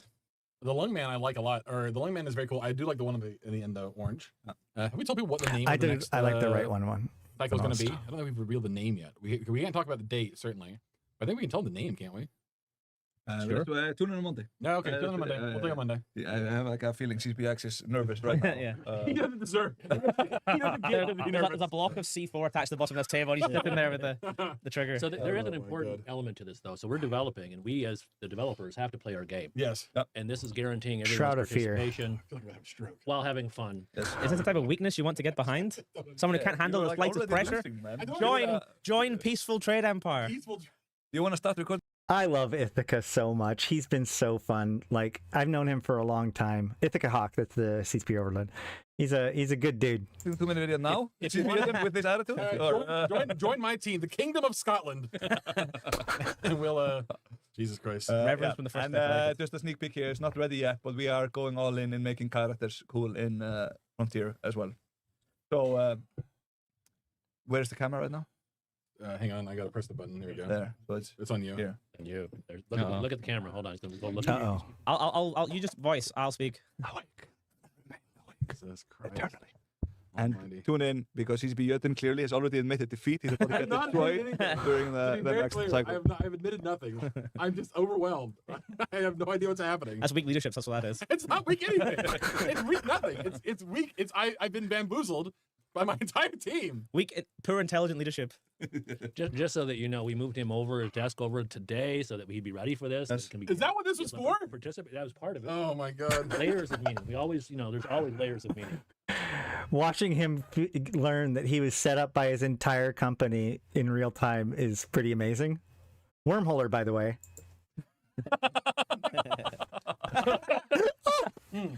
That was not ideal. This is who you choose. That's very physical. This. You can tell this is an impact. I was trying to do a emotional bit. impact. Trying to do a bit. It was not a bit. Someone clip that, Yeah. and that will be our logo for the Peaceful Trade Empire. This is what we're fighting against. No one. You got a towel? No. Probably. Yeah, no, we're fine. Yeah, Okay, we're we're good. done then. Yeah. I guess we're finished. My overtake is done, so back to you. Cool. Back on schedule? No? Are we? Hey, we're gonna do an event this weekend, by the way. Oh, yeah, We are doing an event. Wow, I have fucking. It's all right. Oh. Is Go it with Prosecco? it. Go with it. Prosecco. It is Prosecco. Grape juice. It was Carbonated yeah, grape juice. carbonated grape juice. It was very good. It was all over the ground though, so be careful.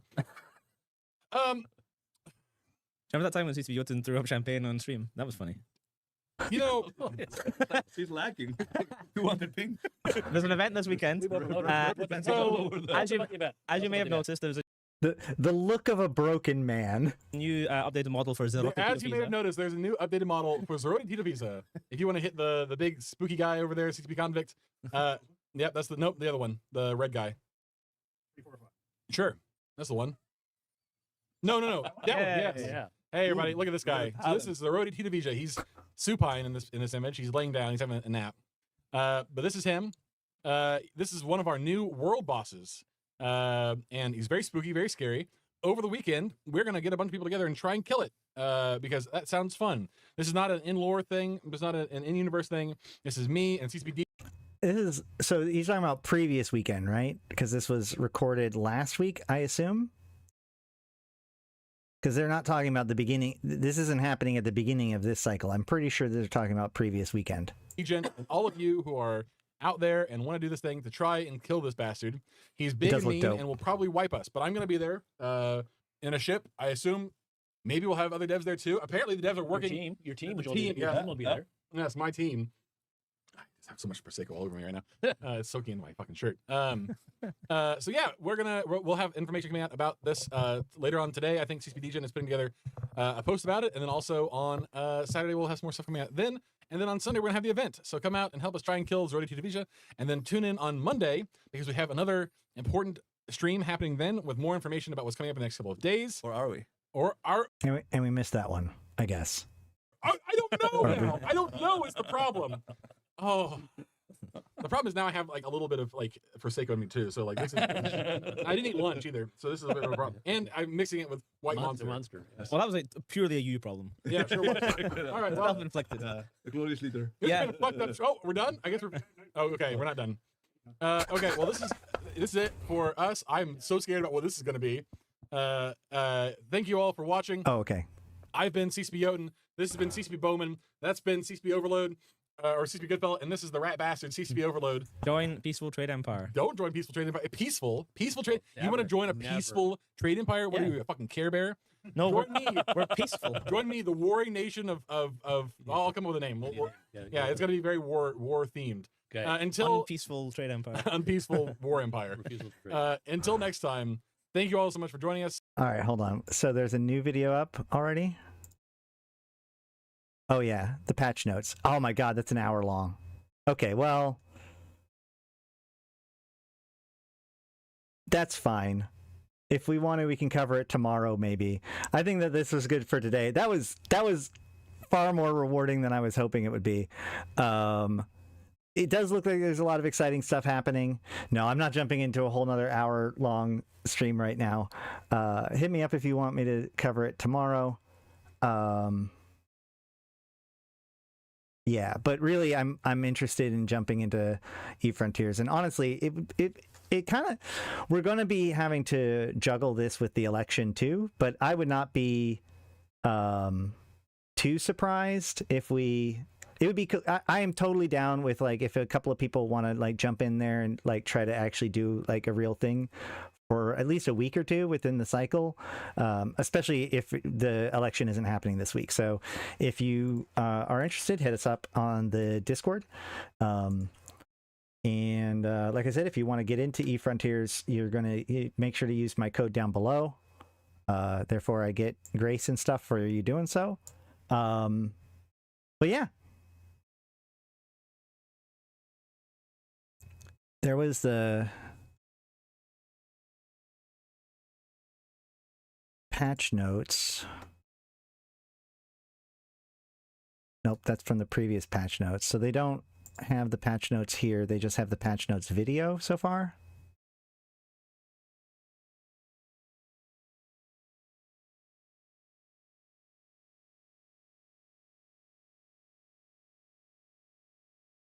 It does look very exciting. Some of the stuff is really exciting.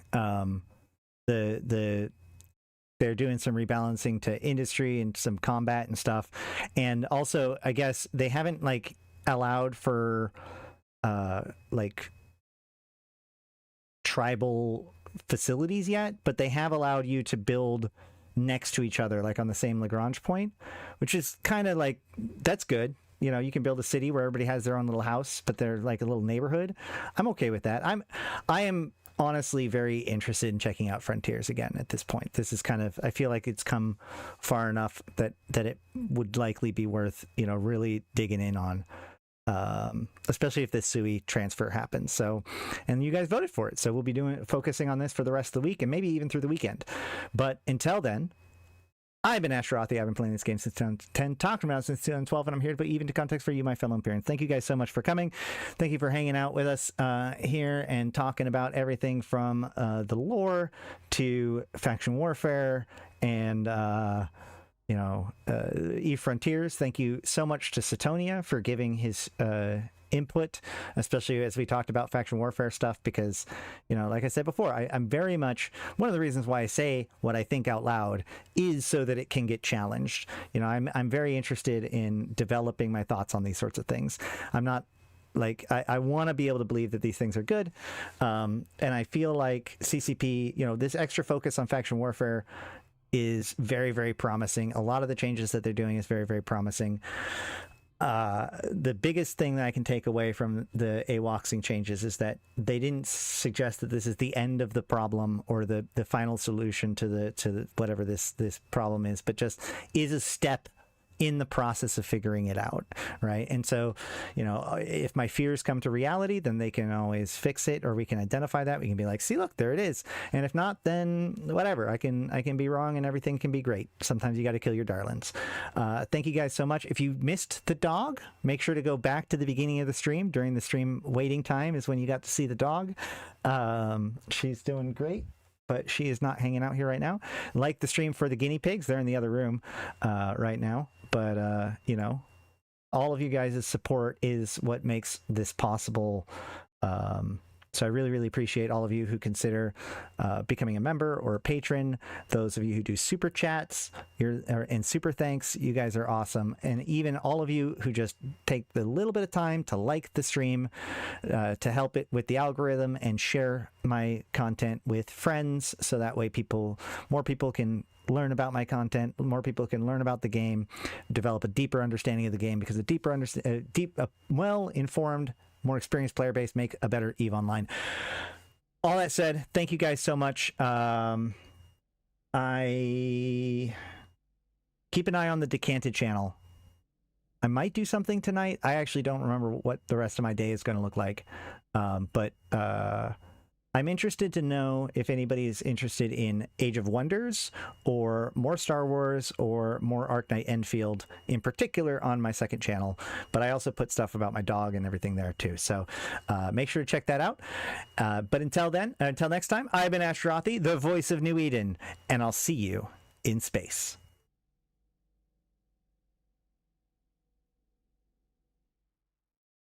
Oh yeah, and PAX Day, I guess, technically too.